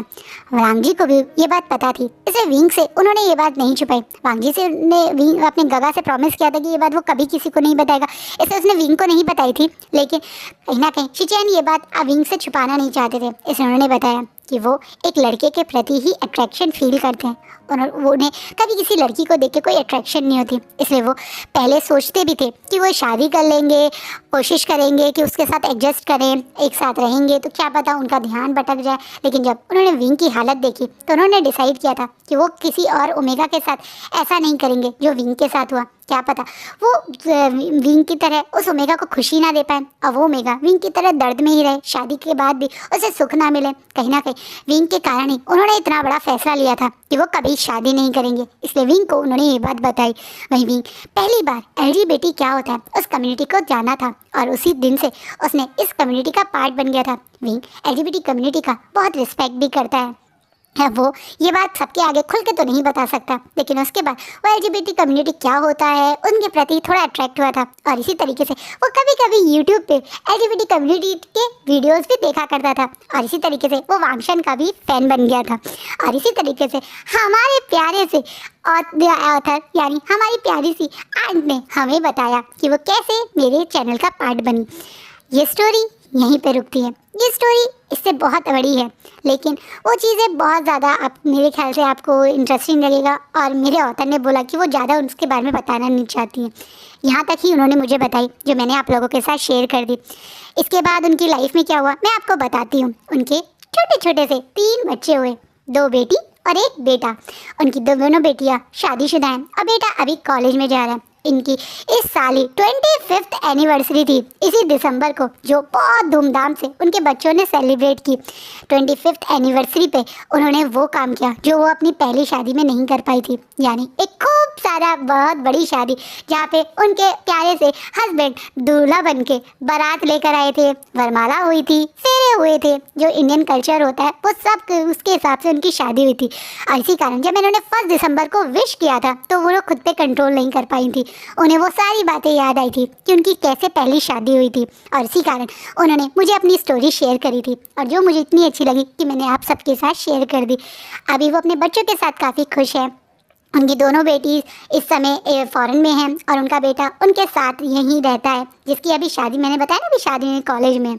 और इसके अलावा वो हमारे साथ हमेशा वांगशन सुनती रहती है। वो कमेंट नहीं कर पाती हैं, जैसे मैंने बताया उन्हें कमेंट में प्रॉब्लम होती है, लेकिन उन्होंने मुझे बताया था कि शादी के 10 साल तक उन्होंने मतलब अपनी खुद की जो भी उनका अमाउंट था उससे कुछ प्लॉट्स लिए थे और कुछ शॉप्स भी ली थी। कुछ शुरुआत में उन्होंने कुछ शॉप्स पे वो खुद भी जाया करती थी, लेकिन अब वो सिर्फ उन्हें रेंट पे देती है और उन्हें अच्छा खासा रेंट का अमाउंट अभी भी आता है। तो उन्होंने अभी भी एज अ इंडिपेंडेंट वुमेन वाली छवि बनाई हुई है। वो अपने हस्बैंड से पैसे लेती हैं जो उनका हक है, भाई उनको लेना चाहिए, लेकिन उसके अलावा भी उनकी खुद की भी इंडिपेंडेंट एक पहचान है। वो खुद के जो भी उनके घर के मतलब उनके घर किराए पे उठे हुए हैं उसका रेंट और उनकी शॉप का जो रेंट आता है वो उन्हीं का है। उनके फादर की डेथ उनकी मतलब जब उनकी शादी उनके हस्बैंड जो उनके करंट हस्बैंड है उनसे हुई थी तो उसके 5 साल बाद हो गई थी। उनके फादर बहुत बीमार रहते थे, उन्हें हार्ट प्रॉब्लम हो गई थी, तो उस समय बहुत ज़्यादा हार्ट के ट्रांसप्लांट और ऐसे प्रोसेस नहीं होते थे, तो वो सर्वाइव नहीं कर पाए थे। उनके ससुर जी और सास उनके साथ काफ़ी साल तक रहते। उनके ससुर जी की नाराज़गी भी दूर हो गई थी। कुछ साल बाद जब उनको फर्स्ट बेबी हुआ था यानी उनकी फर्स्ट पोती हुई थी तो उनके ससुर जी भूल गए थे कि एक टाइम पे वो इतना अगेंस्ट थे शादी के और खुशी से उनके साथ थे। ये बातें उन्होंने मुझे शॉर्ट पे बताई तो मैं डिटेल में आपको क्या बता दी, तो शॉर्ट में मैं आपको बता रही हूँ। आज की स्टोरी कैसी लगी मुझे कमेंट में ज़रूर बताना। हमारी प्यारी सी सब्सक्राइबर की ये लव स्टोरी आपको कैसे लगी मुझे कमेंट में ज़रूर बताना। आई होप आपको ये स्टोरी अच्छी लगी हो और उनको बहुत सारा प्यार कमेंट करना। शायद वो पढ़ेंगी या नहीं पढ़ेंगी मैं उनसे पूछ लूँगी, बट अगर वो पढ़ेंगी तो आपको भी पता चल जाएगा। एंड आई होप आपको ये छोटा सा 2 पार्ट वाला फैन फिक्शन अच्छा लगा हो। अब मैं फिर से 1 शॉट्स के साथ आऊँगी अगर मुझे मौका लगा। वैसे इसके अलावा मैं अभी लॉन्ग स्टोरी सोची हूँ मैं जनवरी में स्टार्ट करूँ। मैं 1 शॉट्स ही लाऊंगी दिसंबर में। कुछ 1 शॉट्स हैं जो मेरे पास बहुत पहले से थे, एक क्रिसमस के लिए हैं जो मैं शायद क्रिसमस वाले दिन लाऊंगी, और जो भी बीच में होगा मैं आपको बताती रहूँगी, अपडेट आपको मिलते रहेंगे। तब तक मेरी पुरानी वीडियोज़ को देख के मेरे चैनल का ग्राफ नीचे मत जाने देना। अपनी फैमिली का खूब ध्यान रखना। Bye, take care.